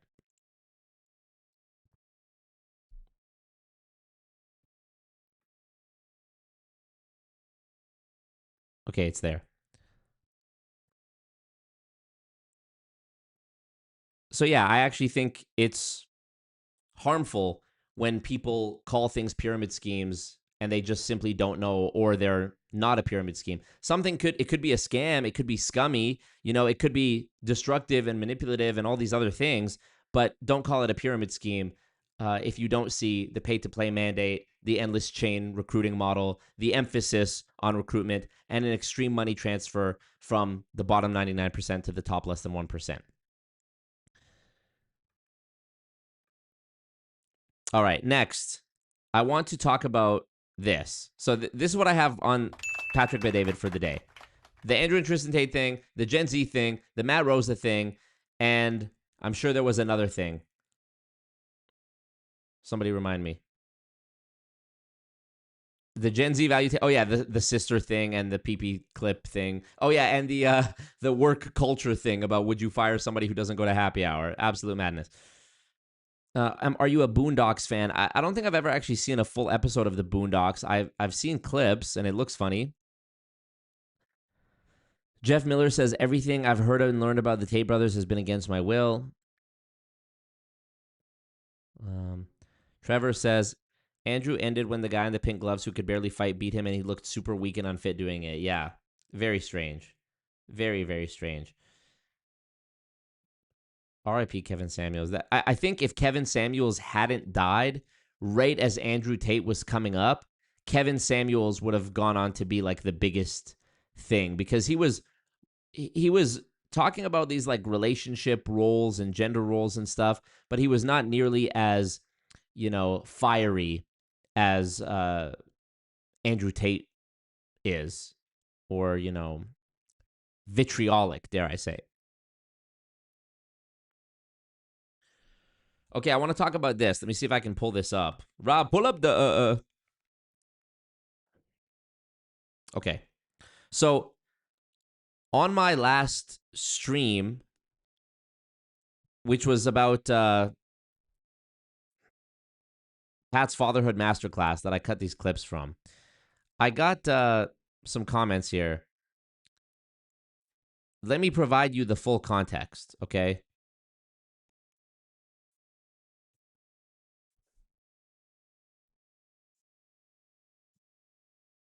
If the fucking transcript would ever open. Okay. So I was talking about the debate between Alex Jones and Sneako, because somebody in the chat asked me if I like Sneako. Then I started talking about Sneako. Then we started talking about Alex Jones debating Sneako. And I was talking about how I would like to, you know, do a stream with Sneako or talk to him and hang out with him. My niece texting me. Hold on. More important. And how one thing I don't agree with Sneako on is, you know, religion. I'm non-religious. I think religion is probably a net negative for the world. You know, I respect everybody's rights to practice their own religion and believe what they want to believe. And every person that I know personally in my anecdotal experience who uses or who follows a religion, it makes them a better person. And I think for most people, it provides a framework on how to live their life. It provides answers to questions that they can't easily get by other means, a sense of community, comfort, feeling like there's more beyond this life, on and on and on. So, you know, that said, there's a lot of harm done in the name of religion as well. And whether we're talking about a grifter's course or a multi-level marketing company or a Ponzi scheme or a religion, big claims require big proof. And my bar is very, very low. All I ask is that if you make a claim, you provide the evidence to back it up. That's all I ask. And so, anyways, I'm in this stream talking about Alex Jones and how he mentions to Sneako, who's Muslim, that in, you know, in their religion, the prophet married a 9-year-old, and Sneako responded during the debate by saying, like, well, how come this biblical character also slept with someone who was a minor or married someone who was a minor, on and on. And I was talking about how, sort of like we talked about earlier with the whataboutisms, like when Patrick was doing that about the about Andrew and Tristan Tate getting arrested and being like, oh, but you won't go after the Muslim grooming gangs, but you're going after Andrew and Tristan Tate, right? It's a whataboutism. It's like, we're talking about this one thing. Address this one thing. Don't deflect and be like, yeah, well, you did this. So I made this mention. Perhaps it was a mistake to mention this moment of the exchange between Alex Jones and Sneako, where they're talking about biblical or Muslim characters who are marrying young. And so this person in my comments commented and said, Muhammad, peace be upon him, that's what PBH or PBUH means if you ever see that in comments. Muhammad didn't marry a 6-year-old or a 9-year-old. Only Sunni, which is one of the sects of Islam, believe that because they believe in books outside of the Quran called Hadith. In the Quran, it says this is against Islam. Sunni Shia believe in books outside of Quran. That is why they are called Sunni and Shia. Now, my understanding was that the majority of Muslims were Sunni and that a smaller minority were Shia and an even smaller minority were dispersed among dozens of other ones. My understanding also was that Hadith apply even if your, you know, Hadith are still revered and studied even by Sunnis. That was my understanding. So he's saying in the first line, Muhammad didn't marry a 6-year-old or a 9-year-old. So I replied, how old was she? Because, like I said, if you're the one making the claim, you're the one who is responsible for providing the proof. I said, I know people, when you talk about religion, they love to write long blocks of text and weave and tell stories and say, well, if you look at, and they do circular definitions where, well, it's true. This thing from the Bible is true because the Bible said it was true because it's in the Bible, which is not evidence, of course. What is a tree? A tree is a tree. Well, what is it? Well, it's a tree. That's called a circular definition, a circular argument. So I thought, what's the simplest way I can ask this question that is going to get me nothing but a numerical answer, or at most a range? Was she 10? Was she 15? Was she between 10 and 15? Was she 18? That's what I'm hoping for. There was 2 replies. I saw this reply where he says, was my reply deleted? But before this, in between these 2 messages, how old was she and was my reply deleted, there was this user writing, surprise, surprise, long blocks of text to cite me different verses from the Quran or the Hadith or whatever it was, to explain how some believe this and some believe that, and actually this, and he never once said a number. He never once said a number. It was exactly what I was dreading would happen, that I ask a straightforward question. And by the way, my problem is not with religious people. My problem is with things that appear incongruous about religious teachings themselves, religious texts themselves. And unfortunately, when there's so much disagreement or like spread between how people interpret it and what it actually says, you know, there's people who are like, oh yeah, but the Protestants believe this and the Catholics believe this, and we interpret it this way, and we don't follow that version of the Bible, and actually this was a mistranslation, or in ancient times this word meant this in context and it's different than now. Nonsense. On and on and on. So that's my issue. And there's a saying, if you can make people believe absurdities, you can make them commit atrocities. And when there's misunderstanding or there's room to try to skew things, that's how you can make people like become extremist about shit, and then bad things happen. So, you know, I'm not trying to fearmonger. I'm not on my Patrick with David, oh, watch out for the Muslims. So I just simply asked, so how old was she? You came in my comments and said, Muhammad didn't marry a 6-year-old or a 9-year-old. Okay. I'm not claiming she was. I was just restating what Alex Jones said to Sneeko, and I was just re-describing a part of their clash. You're in my comments now offering that Muhammad never married a 6-year-old or a 9-year-old. Okay, I'm not saying he did. I'm just asking. So how old was she? And he never said. Now, as of present moment, that long reply appears to have been deleted. So he posted that long wall of text, and right after said, was my reply deleted? And at this time, I could see it. So I responded and I said, no, I see it. And then I said, just like with PBD, I'm wary when someone uses too many words for what should be a simple, straightforward answer. My immediate perception is that I'm being deceived. The truth should be simple to articulate. All that writing, despite saying you would try to keep it short. He started his long novel of text by saying that he would try to keep it short. And of course, he didn't keep it short. And you still never told me the age you think she was when Muhammad married her. I rest my case. So then he responds and says, wait a minute. The only reason you ask and worry about her age is because Sunni mentioned she is that age. Which again, I don't know. I'm asking you. You're in my comments telling me something, and I'm asking to explain. You're supposedly the scholar on this, not me. Wait a minute. The only reason you ask and worry about her age, which I don't, I literally don't even care, is because Sunni mentioned she is that age. I'm showing evidence how they are wrong with that assumption. He never showed evidence. He wrote me a bunch of things. That's not evidence.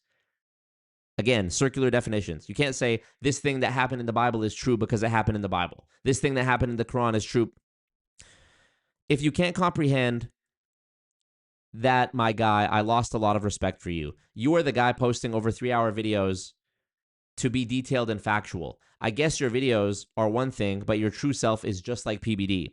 Believe narratives that meet your needs easily, but when someone proves the truth with detailed evidence that doesn't meet your narrative, you're too lazy. Now reply like PBD, you're funny. Good luck, my guy. Wish you the best. So I think I said it best in my response to him. I said, you prove me correct in thinking that once religion takes over, logic and rational thought are abandoned in favor of ideology. Your last comment, consisting of long blocks of text, detail evidence as you put it, also appears to be deleted now. I understand there is a distinction between what different sects of Islam believe, but my question was, how old was she? After responding to you multiple times, you still either cannot or will not answer with a number. He's made it about other shit now. And I said, and how quick, and now you abandon ship by throwing an ad hominem attack and accusing me of being just like PBD. How quick you are to lose respect because a polite discussion challenges your beliefs. This is called cognitive dissonance. Wishing you the best as well. I probably shouldn't have even responded, but I did. And I think it's disappointing. It's like one time in my Discord, I posted a video. This is like maybe 2 years ago. I posted a video about Israel and their genocidal campaign in Palestine. And I had a guy who was a supporter of me who left my Discord, canceled his Patreon pledge, unsubscribed, and on his exit survey of my Patreon, he wrote, I won't support an anti-Jewish creator.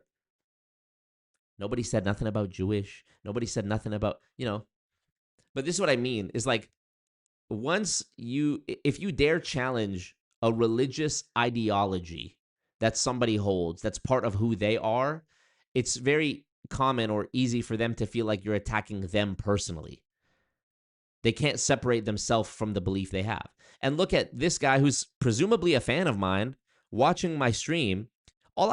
He invited himself to start the conversation in the comments. I never he's the one who came in the comments. Muhammad didn't marry a 6-year-old or a 9-year-old. I thought, interesting. How old was she? Doesn't answer. And then when I say, you never answered, he gets mad and attacks me personally. And now, good luck, my guy. Wish you the best. So it's like, wow, that I didn't think I was disrespectful or rude, but now that quickly he's done with me.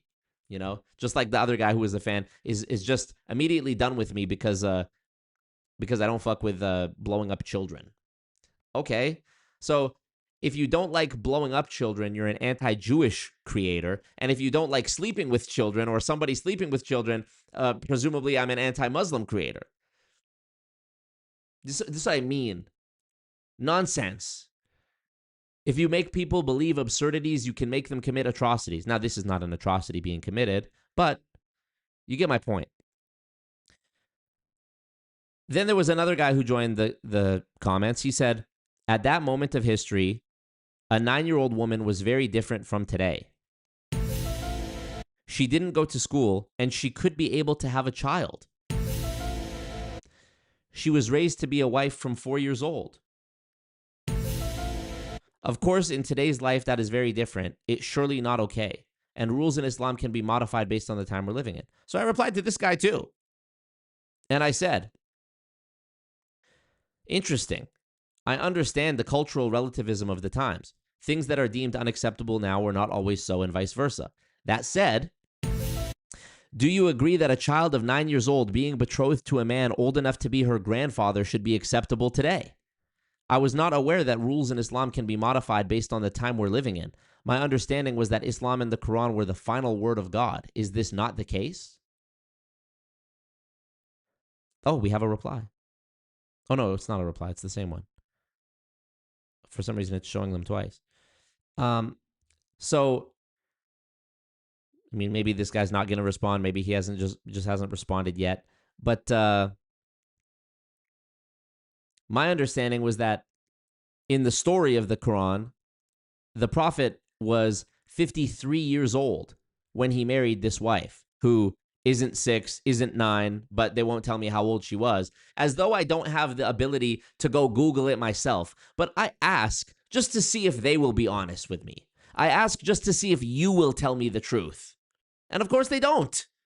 Why? Why? I can literally go Google it. But I want to hear it from you. I want to hear how you justify this. Oh, the times were different. Oh, the times were different. So in what? You would never try to justify a practice today because the times were different back then. I get it. People got married younger when they were, in olden times. 14-year-olds, 15-year-olds, 16-year-olds, they got married. I get it. I get it. We're talking about potentially a 6-year-old or potentially a 9-year-old. So how old was she? I ask again.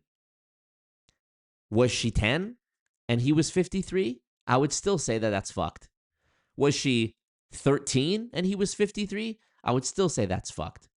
Even if she was 18, I would say that that's fucked because he's old enough to be her father and what the fuck. But you're not telling me she's 18. If she was 18, you would have proudly said, well, she was the legal age, even by today's standards. So she was 8, which tells me that she was less than 18. So tell me. You know? Again, I don't care. I'm not trying to tell anybody how to live their life. But if you're in my comments saying this, you felt compelled to say this in my comments just because I was reiterating what someone else said. Alex Jones arguing with Sneeko. I wasn't even stating my own opinion. Then, I think you should be able to back it up. I just asked. Give me a number. Type the number on the keyboard. The 1 or 2 digits maybe that it was. How old was she? And I repeated it here. Where is it? By the way, you think this block of text is long? The other one was like at least 4 times longer than this. I'm not even lying. My question was, how old was she? If I'm 30 years old right now. If it came out today that I, a 30-year-old man in 2026, had slept with a 15-year-old girl, I would rightly be canceled. Everybody would unsubscribe from me. I would be admonished. It would be unforgivable, on and on and on. Rightly so. And yet you ask grown people, grown adults on the internet, is it true that this 53-year-old man married a child? They either can't tell you or they won't tell you, or they'll tell you times were different back then. I've even talked to people who are like, well, she was young. She was young. How old? How old? Because they know it's wrong. They know they're wrong. Times were different back then. Okay. Times were different back then. I love the thing where it's like, there's no Muslims on the Epstein list. And it's like, yeah, but wasn't Muhammad kind of on his own Epstein type shit if he was marrying a girl who was maybe 6 or maybe 9 or however old that they won't tell us she was? They'll tell you she was young. They'll never say you're wrong. Again, I don't care. I don't believe most of this shit ever even happened anyways. I look at it like your characters, Muhammad, Jesus. I look at it like Spider-Man, it's Spider-Man and Batman. It's like, okay, it doesn't really matter. If you believe in the stories of it and it does something for you, does it really matter if it happened or not? Spider-Man isn't real. I still think that affected me and, made me a better person. And I like to follow the things that I learned from Spider-Man. With great power comes great responsibility and, taking care of people and all that. Doesn't mean it's true. And in your story, imagine Spider-Man. There was one comic where Spider-Man slept with a 15-year-old or a 12-year-old. And I was telling you how much I like Spider-Man. You'd be like, what the fuck? So, but I'm tripping. All right, bet. You could give me the time period argument and be like, things were different back then. If we're talking about like a 18-year-old and a 14-year-old, like that actually did used to happen. 53, brother? 53. Okay.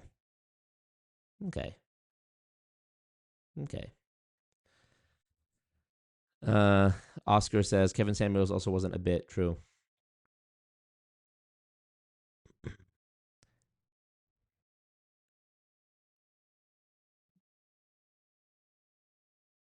What's that, brother? Yeah.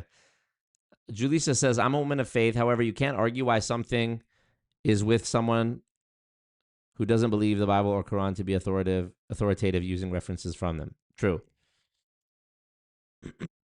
What up, based if true? The most generous interpretation is 12.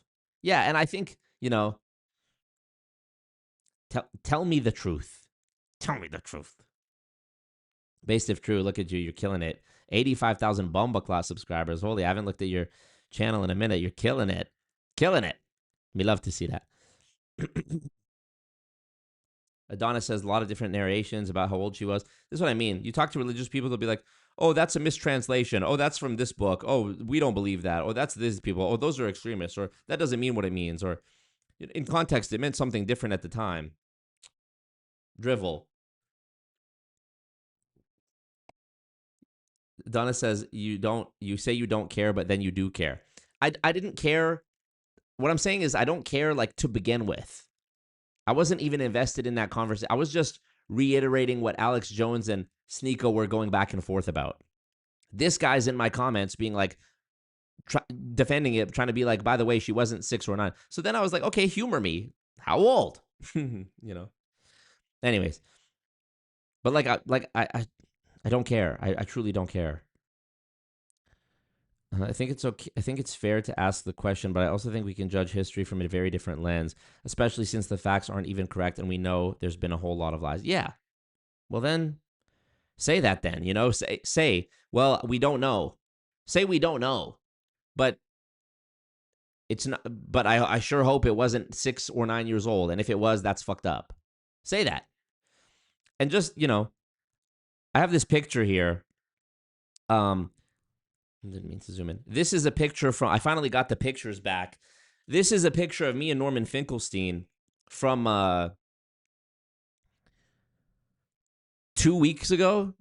The Saturday before last, I went to go see him speak. That's why I didn't stream. I went to go see Norman Finkelstein speak in support of his new book, Gaza's Gravediggers, which I got a signed copy of. He also signed my copy of this book called The Holocaust Industry, Reflections on the Exploitation of Jewish Suffering. And it was great to meet him. It was great to hear him speak. And the organizer of this event, the CEO of the nonprofit called Penny Appeal, this guy right here, Fawad Khalsi, shout out to Fawad if you see this. Got a picture with him also. This is literally a Muslim organization that's putting this event on. Most of the people there were Muslim. There was a lot of hijabs. There was prayer mats set up at the back of the room, and they took a break after a couple of the speakers before Norman Finkelstein came out, and they had like prayer.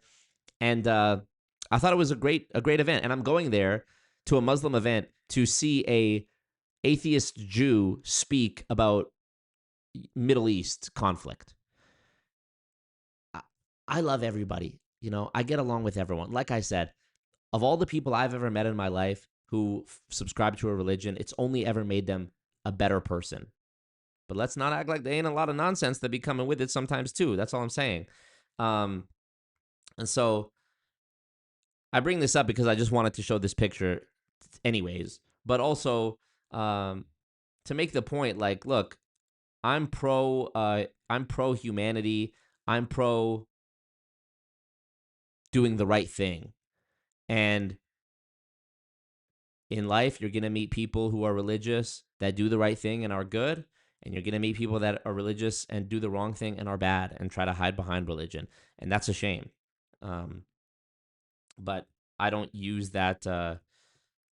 My being non-religious doesn't affect my judgment of others. I don't care if Norman Finkelstein was non-religious or not. It wouldn't matter. You know, I'm there because I believe it. I'm supporting the event. I'm supporting Norman Finkelstein. I'm supporting the organization that's putting the event on.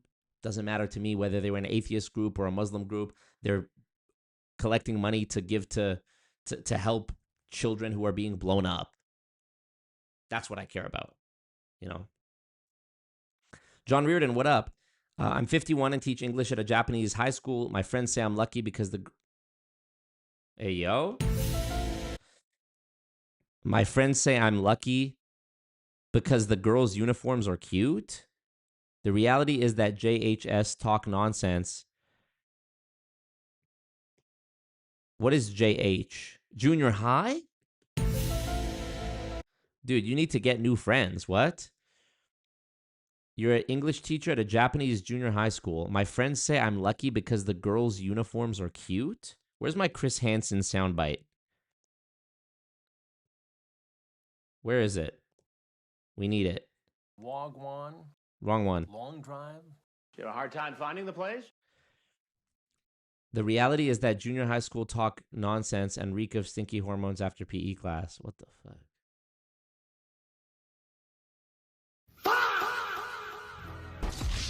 I mean, what the hell, brother? You gotta get some different friends, man. I don't know what else to say about that. Anyways, look.